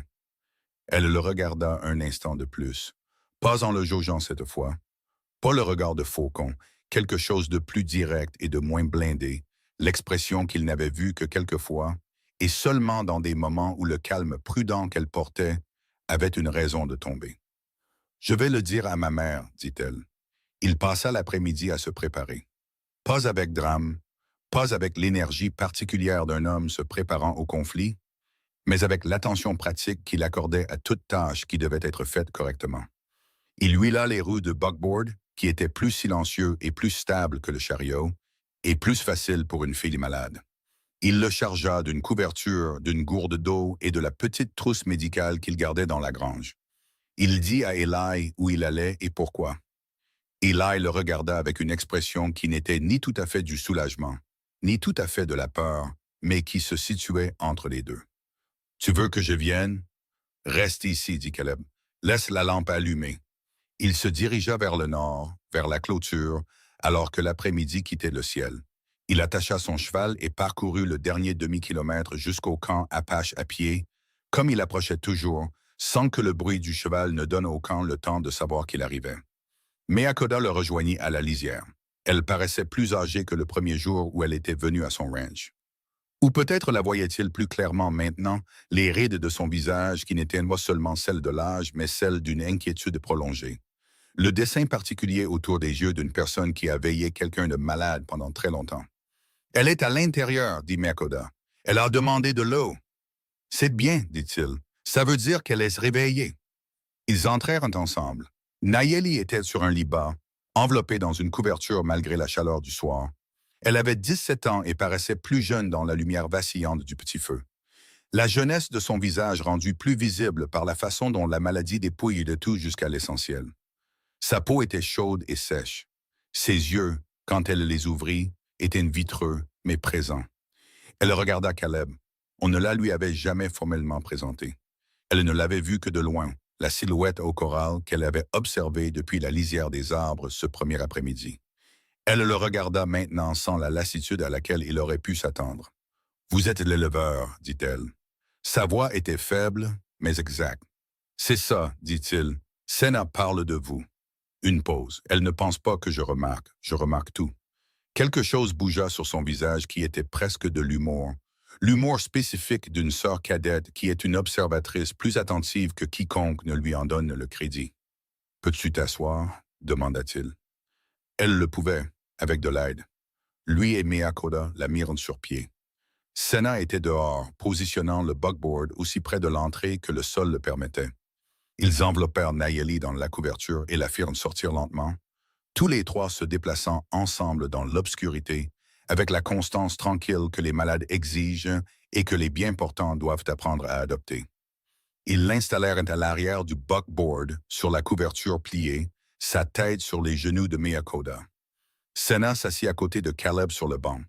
Il tourna le cheval vers le sud, en direction de Mesadura, claqua la langue, et ils s'avancèrent dans la nuit du désert. La nuit était très grande. C'était la chose à propos du désert après la tombée de la nuit qui ne devenait jamais ordinaire pour lui, peu importe le nombre d'années qu'il y avait vécu. Le ciel semblait descendre jusqu'au sol, et les étoiles n'étaient pas décoratives, mais structurelles, faisant partie de l'architecture du monde. Et la terre en dessous était vieille d'une manière qui faisait que tout ce qui la traversait, chevaux, buckboard, et les gens à l'intérieur, se sentaient à la fois très petits et étrangement très significatifs. Comme si la taille de la nuit rendait la petitesse des choses qui la traversaient plus remarquable, et non moins. Senna était assise à côté de lui et regardait droit devant. Il roulait depuis peut-être 20 minutes quand Nayeli, de l'arrière du buckboard, commença à parler. Pas à quelqu'un en particulier, dans un murmure bas et continu qui était le son d'une personne dont la fièvre l'avait emmené ailleurs. Un endroit d'où les mots venaient sans le travail d'édition habituel d'un esprit éveillé. Elle parlait principalement en Apache. Caleb ne comprenait pas, mais sa voix n'était pas angoissée. C'était la voix de quelqu'un qui travaillait sur quelque chose de la manière particulière des rêves, en l'abordant sous différents angles. Puis elle dit clairement en anglais, « Papa, le remède est juste là. Je l'ai dans ma main. » Le buckboard avançait. Les sabots du cheval étaient étouffés par le sol meuble du chemin. Meakoda fit un son très doux à l'arrière, qui n'était pas un mot. Senna était absolument immobile à côté de lui. Il ne dit rien. Il n'y avait rien à dire qui serait de la bonne chose, et il avait appris assez au cours des semaines passées pour connaître la différence entre le silence qui est absence et le silence qui est présence. Il resta présent. Il maintint le cheval à son rythme. Il tint les rênes fermement. Au bout d'un moment, Senna dit très doucement, pas vraiment à lui, Stevie, mais dans sa direction, elle pense toujours qu'il va revenir. Caleb dit, elle sait qu'il ne reviendra pas. Oui, une pause. Mais dans la fièvre, elle oublie ce qu'elle sait. Il y pensa à ce que la fièvre enlevait et à ce qu'elle laissait, à la miséricorde et à la cruauté particulière d'un esprit qui, dans son état le plus vulnérable, retourne à ce qu'il ne peut accepter de perdre. Il pensa à la porte fermée de sa maison. Il pensa à la lettre de Clara sur la table de la cuisine. Il dit, « Je comprends ça. » Il sentit Senna le regarder dans le noir. Il ne se retourna pas. Messadura était calme à cette heure. Le saloon avait sa lumière et son bruit, contenu et déterminé. Les autres bâtiments étaient sombres ou presque. La rue principale était vide dans les deux sens. Il se rendit directement à la maison du docteur, qui se trouvait à l'extrémité sud de la ville, après la livrée, et il frappa à la porte avec le coup particulier qui signifie « ça ne peut pas attendre ». Le docteur, un homme maigre et prudent nommé Everett, qui était à Messadura depuis 4 ans et se tenait largement à l'écart de sa politique, vint à la porte en vêtements de nuit et évalua la situation sans réaction visible. « Depuis combien de temps a-t-elle de la fièvre ?» dit-il. « Depuis la nuit dernière, » dit Senna. « Elle laisse monter ce matin. Elle en a déjà eu, mais pas aussi grave. » Le docteur hocha la tête. Il s'écarta de la porte et les laissa entrer, ce qui, à cette heure-là, dans cette ville, n'était pas un geste simple. Caleb le regarda. Le docteur croisa brièvement son regard, puis se détourna vers Nayeli, que Caleb et Meakoda aidèrent à franchir la porte. Ils l'allongèrent sur la table d'examen. Le docteur travailla. Il travailla avec l'attention concentrée et efficace d'un homme qui est bon dans sa profession, quand sa profession est autorisée à être ce qu'elle aime. Il fit baisser la fièvre avec des linges humides et une préparation qu'il mélangea depuis son armoire. Il l'examina attentivement et posa des questions à Meakoda sur l'historique des fièvres et écouta les réponses avec l'attention qu'elles méritaient. Caleb se tenait dans un coin de la pièce et était silencieux. Senna se tenait près de sa sœur. Elle tenait la main de Nayeli quand Nayeli la cherchait. Elle traduisait entre Meakoda et le docteur quand les questions du docteur devenaient spécifiques et que les réponses exigeaient de la précision.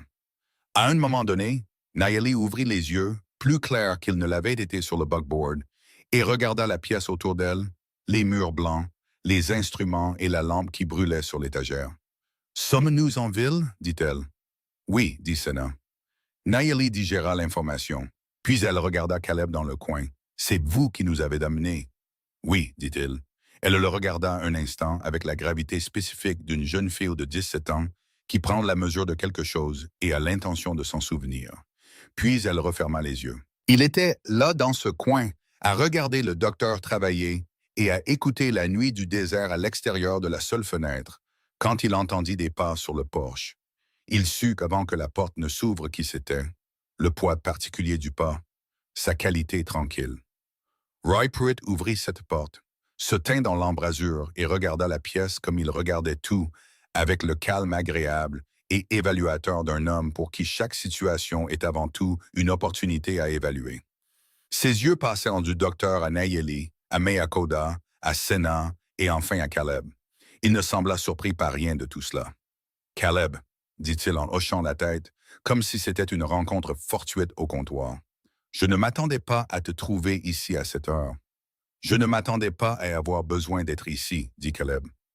Pruitt regarda Nayeli sur la table. « La fille est malade. »« Elle l'est, » dit le docteur sans se détourner de ce qu'il faisait.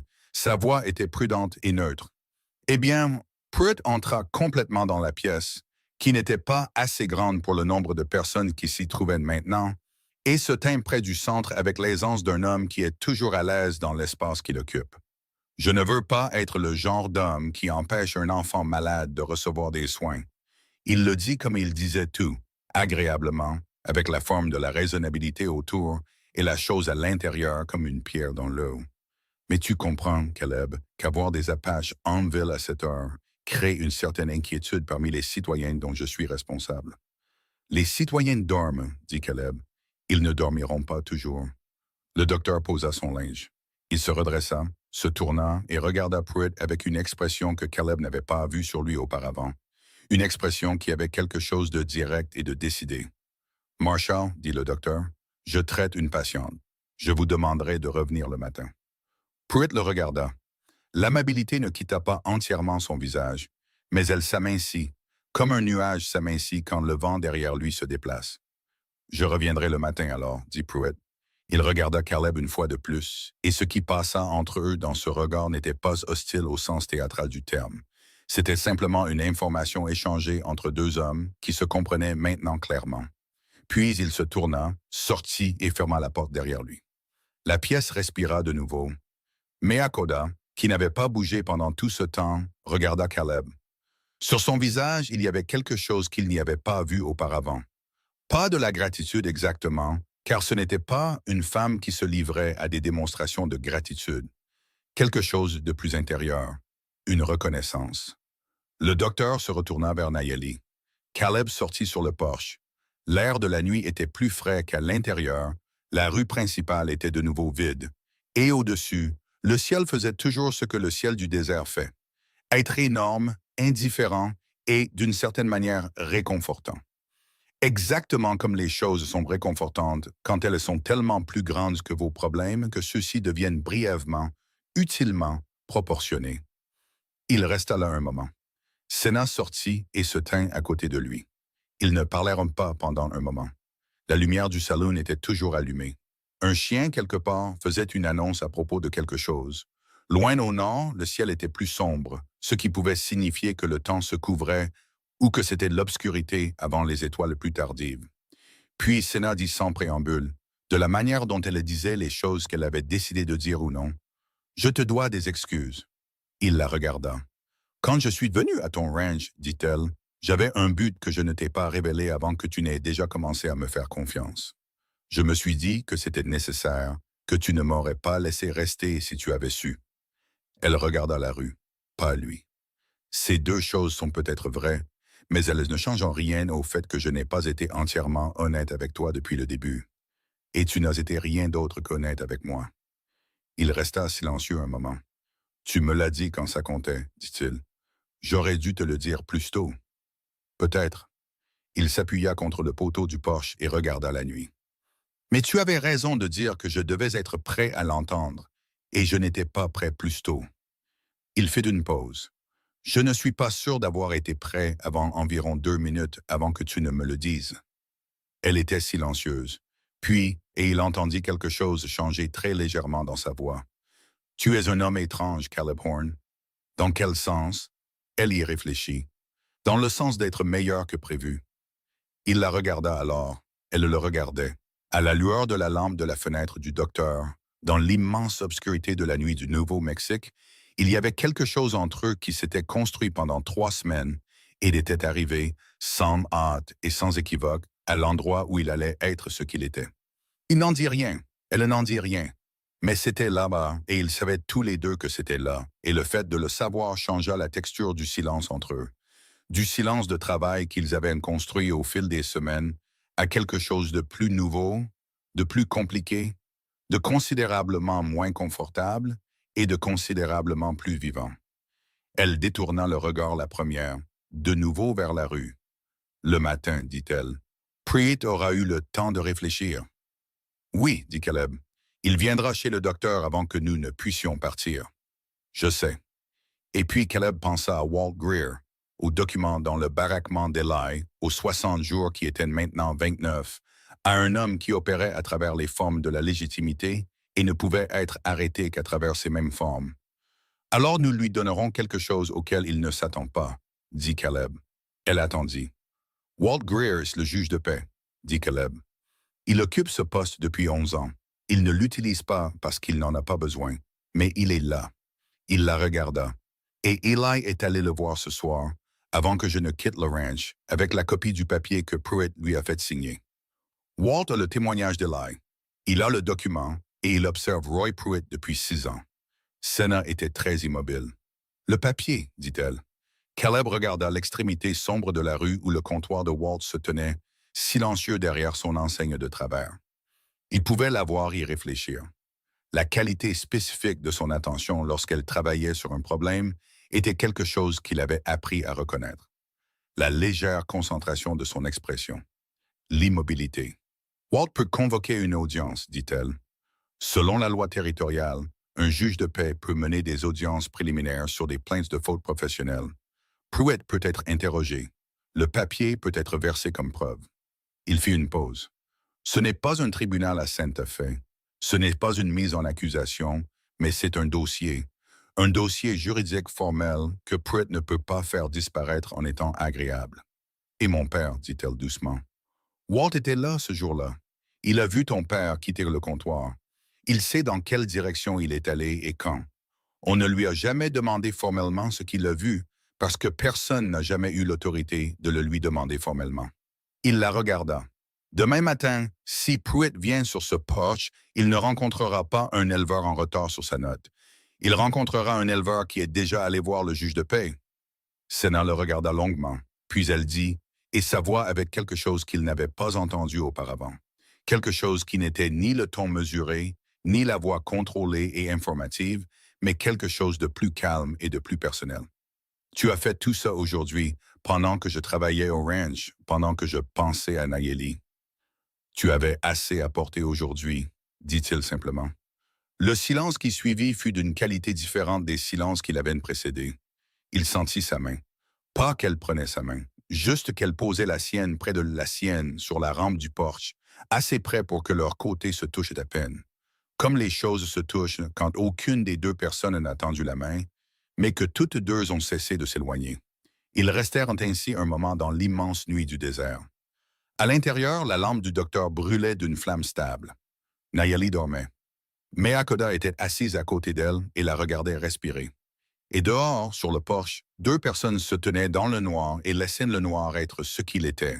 Grand, vieux, plein d'étoiles, et entièrement capable de contenir tout ce qu'il ressentait sans exiger qu'il le nomme avant d'être prêt. Walt Greer était déjà debout quand Pruitt arriva à la maison du docteur le matin. Il était debout parce que Caleb avait frappé à sa porte la nuit précédente, en revenant à travers la ville après que Nayeli ait été installée, que la fièvre soit tombée et que la situation chez le docteur soit aussi stable qu'elle pouvait l'être.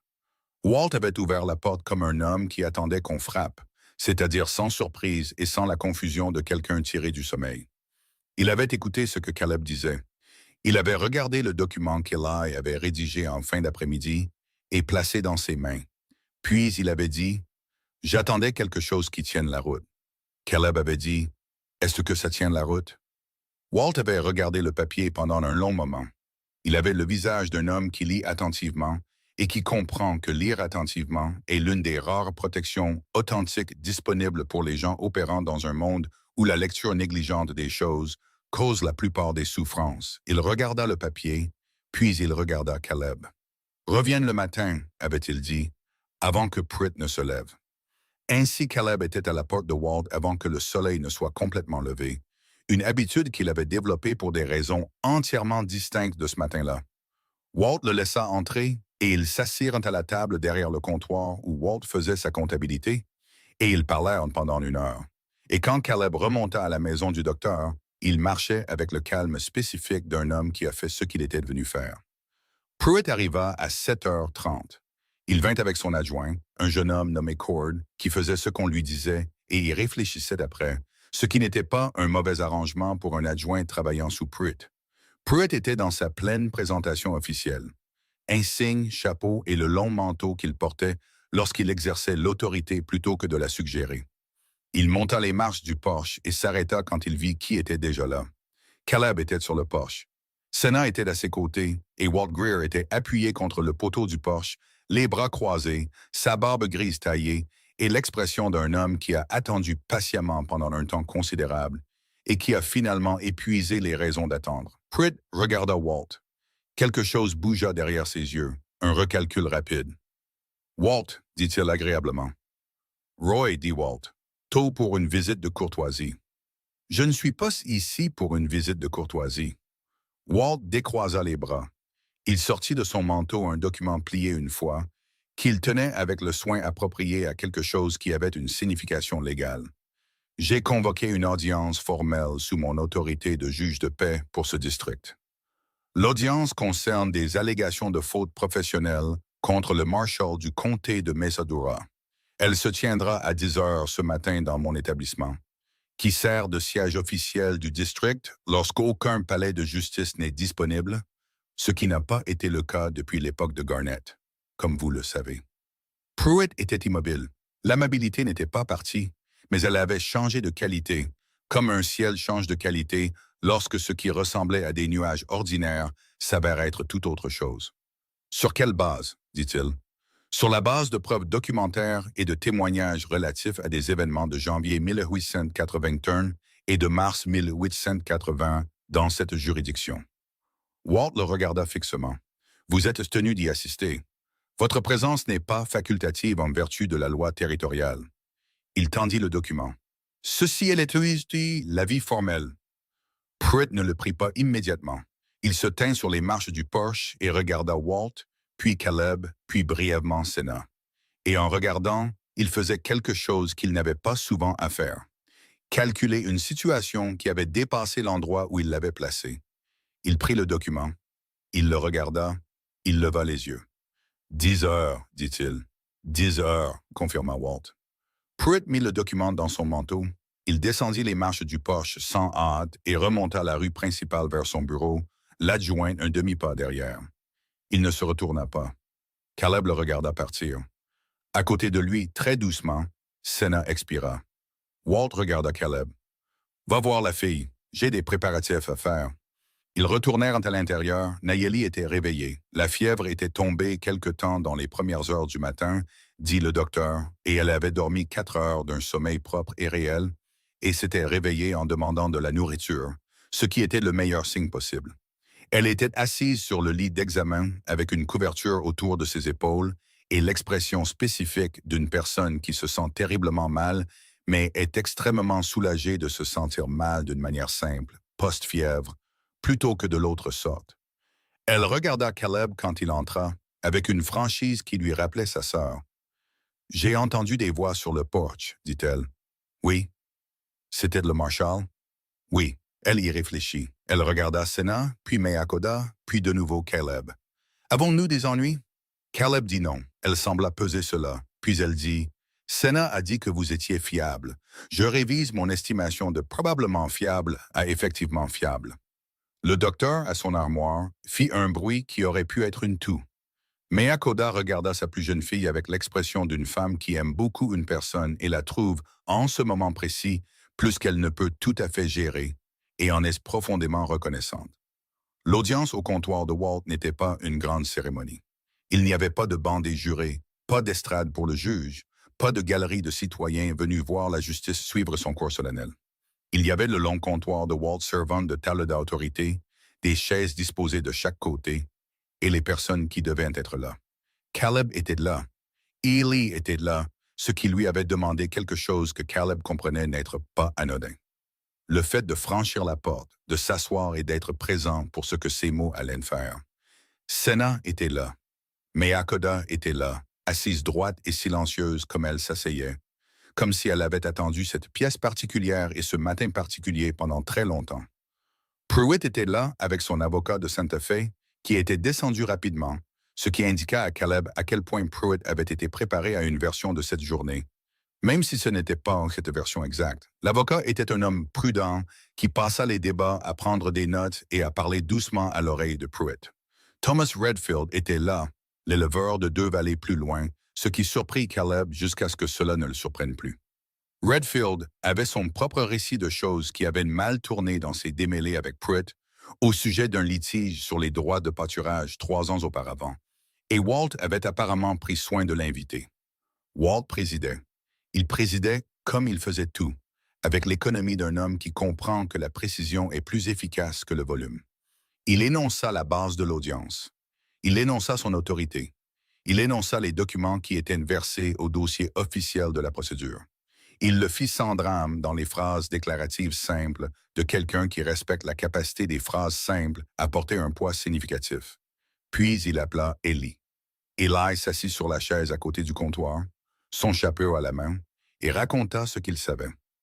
Il le raconta de la même manière qu'il l'avait raconté dans la cuisine, simplement, sans fioriture, sans le genre de mise en forme narrative qui rend une histoire meilleure et la vérité pire. Il parla de l'hiver de 1881, du docteur qui n'avait pas été appelé, de la conversation dans le bureau de Pruitt et du papier qui avait été posé sur le bureau entre eux.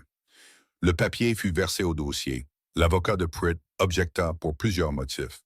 Walt écouta chaque objection et y répondit tour à tour avec la connaissance spécifique d'un homme qui avait étudié tranquillement le droit territorial pendant 11 ans, tout en paraissant n'être qu'un simple commerçant. Il ne rejeta pas les objections. Il était simplement mieux préparé à y faire face que l'avocat ne s'y était attendu. Puis Walt s'appela lui-même.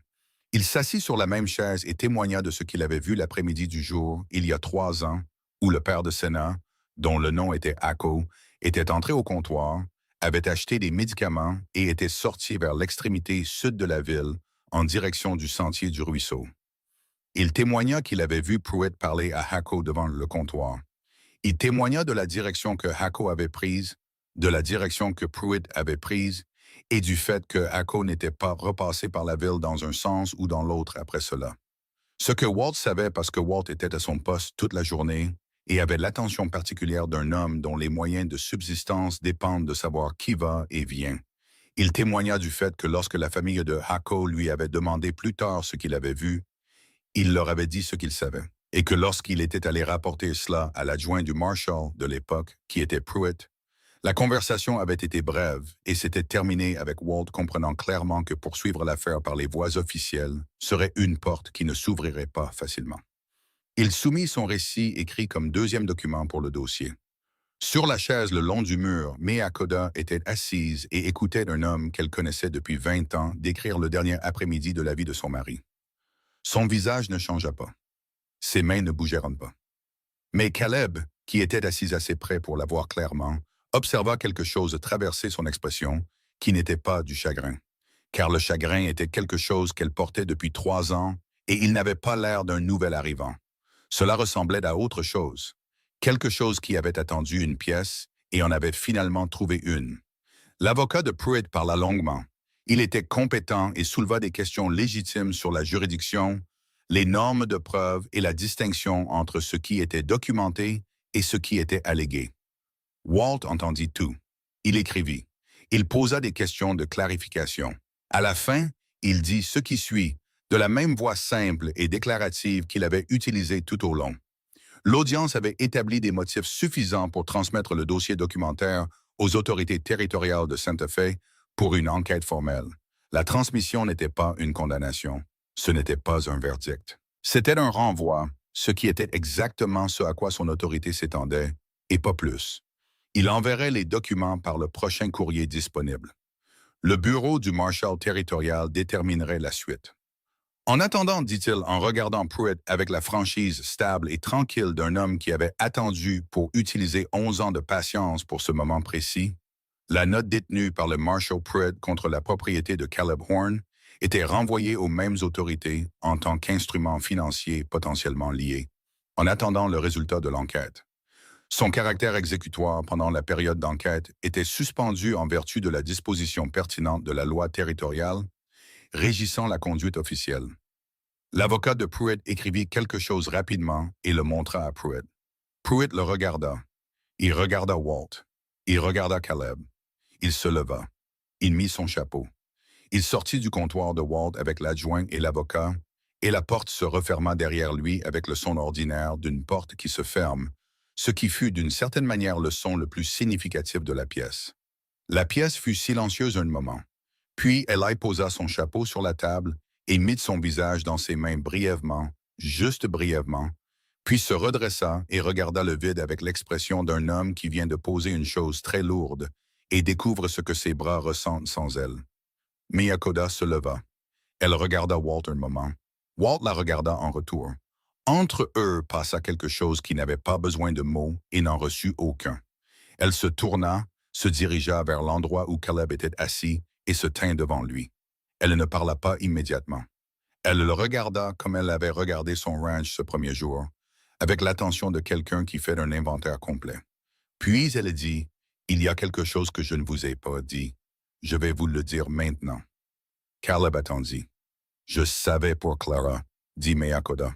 « Pas toutes, mais durant l'hiver de 1881, une de mes gens était près de la route principale quand le docteur a été refoulé de votre chemin. Elle a vu l'adjoint de Pruitt l'arrêter. Elle n'a pas entièrement compris ce qu'elle avait vu, mais elle me l'a dit et j'ai compris. » Une pause. Je n'avais pas de voix dans cette ville. Je n'avais pas de nom qu'ils écriraient. Je ne pouvais rien faire avec ce que je savais. La pièce autour d'eux était devenue très silencieuse. Quand je suis venu à votre ranch, continua-t-elle, ce n'était pas seulement parce que vous étiez un homme bon. C'était parce que vous étiez la seule personne dans cette vallée qui avait perdu quelque chose aux mains de ceux qui avaient pris mon mari. Et un homme qui a perdu quelque chose, le sait et est encore debout, est un allié d'un autre genre qu'un homme qui a simplement décidé d'aider. Caleb s'assit avec ça un moment. Vous avez construit ça depuis le début. Je me suis préparé, dit Meakoda. Il y a une différence. Je ne pouvais rien construire sans que vous et Senna ne le choisissiez vous-même. Quelque chose dans son expression se calma. Ce n'était ni de la tristesse ni du soulagement, mais quelque chose de plus ancien que l'un ou l'autre. Vous avez choisi. C'était votre décision. Je me suis seulement assuré que le terrain était là pour vous tenir. Caleb ne savait pas quoi dire à cela. Il dit finalement, « Elle a choisi elle-même. J'ai juste essayé d'en être digne. » Quelque chose sur le visage de Meakoda se transforma en quelque chose de plus chaleureux et de moins arrangé. Quelque chose de sincèrement surpris, puis de sincèrement ravi de la surprise. « Oui, dit-elle, c'est exactement ça. » L'enquête des autorités territoriales dura 4 mois. Elle ne fut ni rapide ni spectaculaire, et elle ne se déroula pas comme dans les histoires, avec un seul moment décisif qui résout tout proprement. C'était le lent travail fastidieux des processus officiels, faisant ce pourquoi ils sont conçus lorsqu'on leur donne les matériaux pour le faire. À la fin des 4 mois, Roy Pruitt fut démis de ses fonctions de marshal du comté de Messadura. Les motifs étaient une faute professionnelle impliquant la manipulation d'instruments financiers pour obtenir des biens sous la contrainte, ce qui était le langage juridique pour ce qu'Eli avait décrit au comptoir de Walt. Il y eut des conclusions supplémentaires relatives aux événements de l'après-midi d'il y a 3 ans, des conclusions moins complètes que ce que Senna et Meakoda avaient espéré, car les preuves de ce qui était arrivé à Heko entre le sentier du ruisseau et la fin de la journée étaient circonstancielles, et la loi exige plus que des circonstances. Mais les conclusions furent versées au dossier. Elles existaient, elles disaient ce qu'elles disaient dans le langage officiel des choses qui sont documentées et conservées. Ce n'était pas tout, mais ce n'était pas rien. Pruitt quitta le territoire. Où il alla, Caleb ne le demanda pas et on ne le lui dit pas. La note contre le ranch fut annulée. La section nord resta. L'eau souterraine que Senna avait trouvée traversait cette section les 4 saisons. Elle coulait encore le soir de la fin novembre, où Caleb ouvrit enfin la fenêtre de la pièce, qu'il n'avait pas ouverte depuis près de 3 ans. Il y était entré seul d'abord. Il s'était tenu au milieu de la pièce et avait regardé le rocking chair près de la fenêtre et les petites choses qui étaient les affaires de Clara, arrangées comme elle les avait arrangées, toujours là, toujours elle-même. Il resta longtemps debout. Il ne ressentit pas ce qu'il avait eu peur de ressentir, à savoir qu'entrer dans la pièce signifiait laisser quelque chose derrière lui.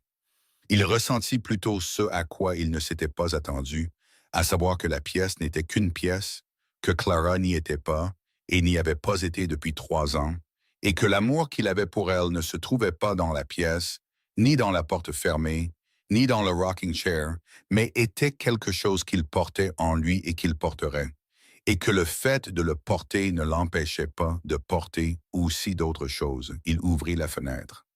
L'air du soir entra.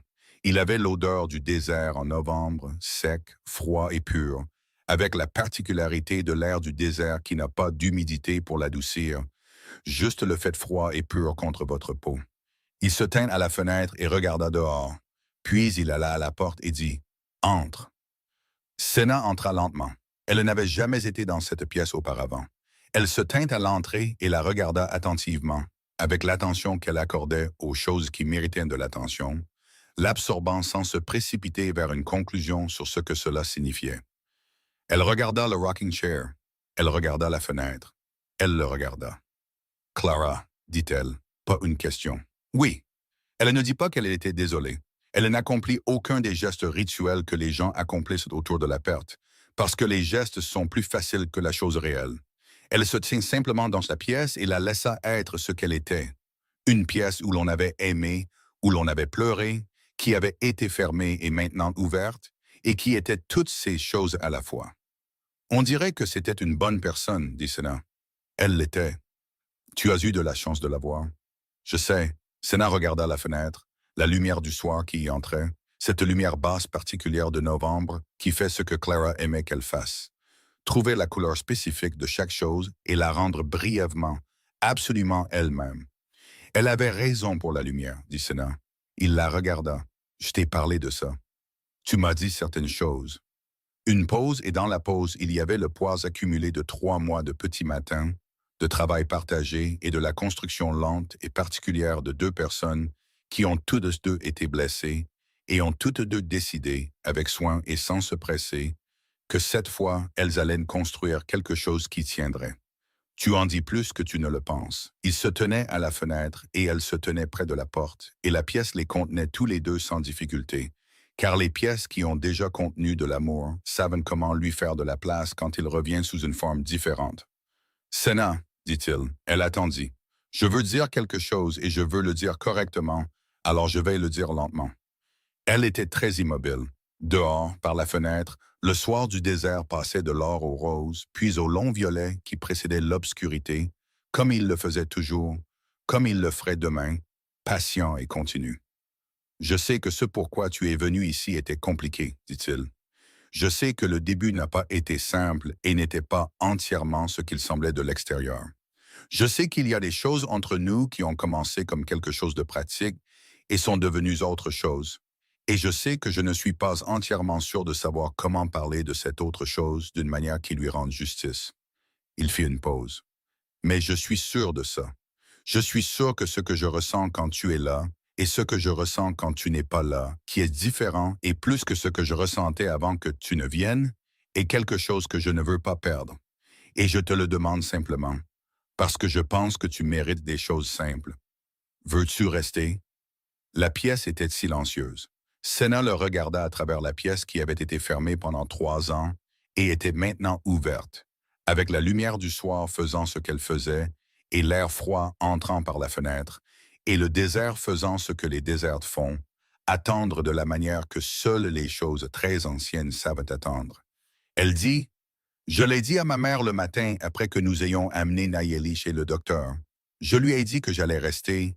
Elle a dit qu'elle le savait déjà. » Une pause. Elle a dit qu'elle le savait avant de moi. Il la regarda. Ça ressemble bien à Meakoda. Quelque chose se passa sur le visage de Senna.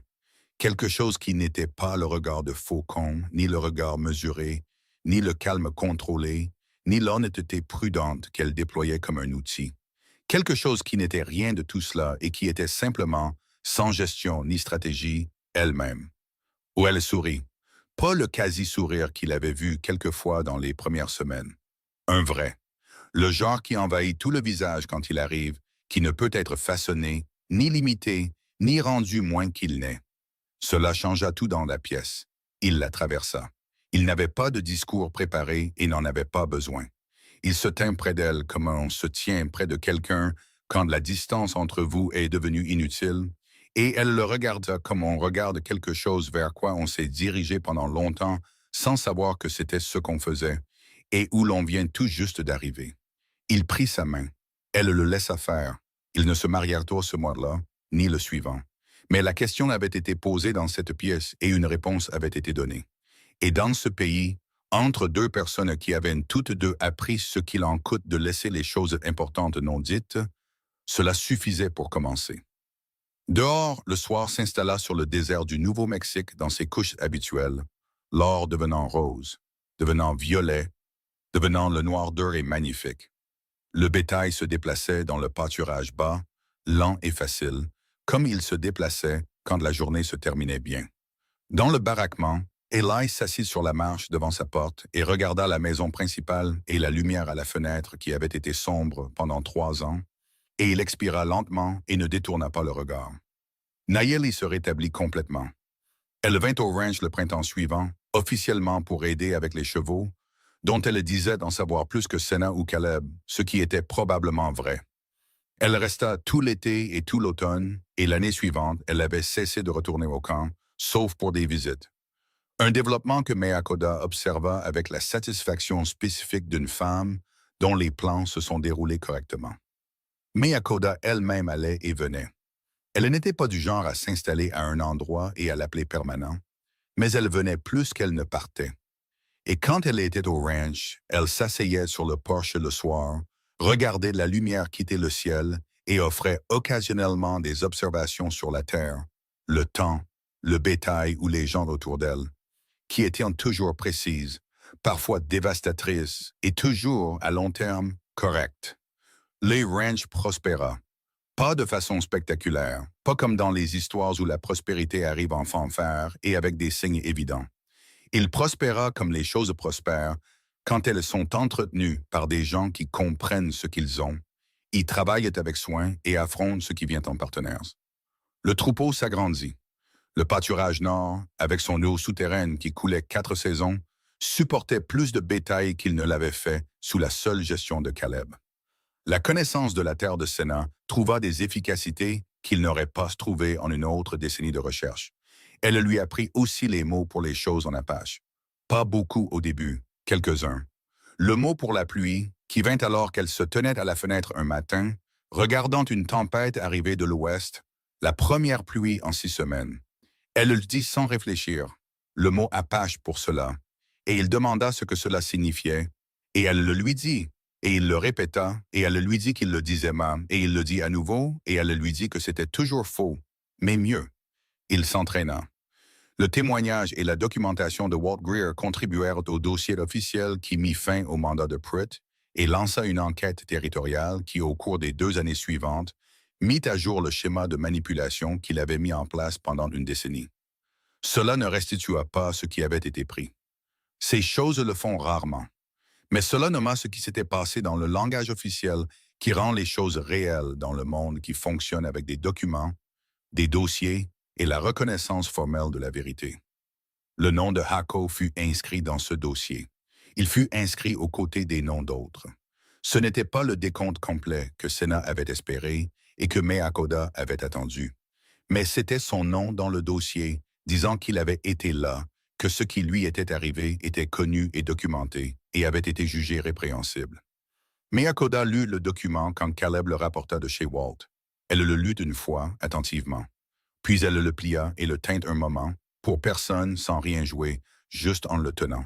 Puis elle le mit à l'intérieur de sa robe, contre sa poitrine, et alla s'asseoir sur le porche. Caleb et Senna la laissèrent là. Ils allèrent travailler, tous les deux, comme ils allaient toujours travailler, côte à côte, au petit matin, avec la lumière entrant basse et précise, comme la lumière du désert entre à 7 heures, trouvant la couleur spécifique des choses. Ils travaillèrent sans avoir besoin de combler le silence. Ils travaillèrent comme des gens travaillent quand le travail est le leur, que la terre est la leur, que le matin est le leur, que la journée va être longue et valoir la peine d'être longue, et qu'il n'y a rien au monde qui ait besoin d'être ailleurs que là où il est. Le rocking chair dans la pièce qu'ils avaient ouverte resta où il était. Certains matins, la fenêtre était ouverte avant que l'un ou l'autre n'arrive. Aucun d'eux ne le mentionna. Ils n'en avaient pas besoin. Fin de la 3e partie. Fin de Là où la rivière se souvient.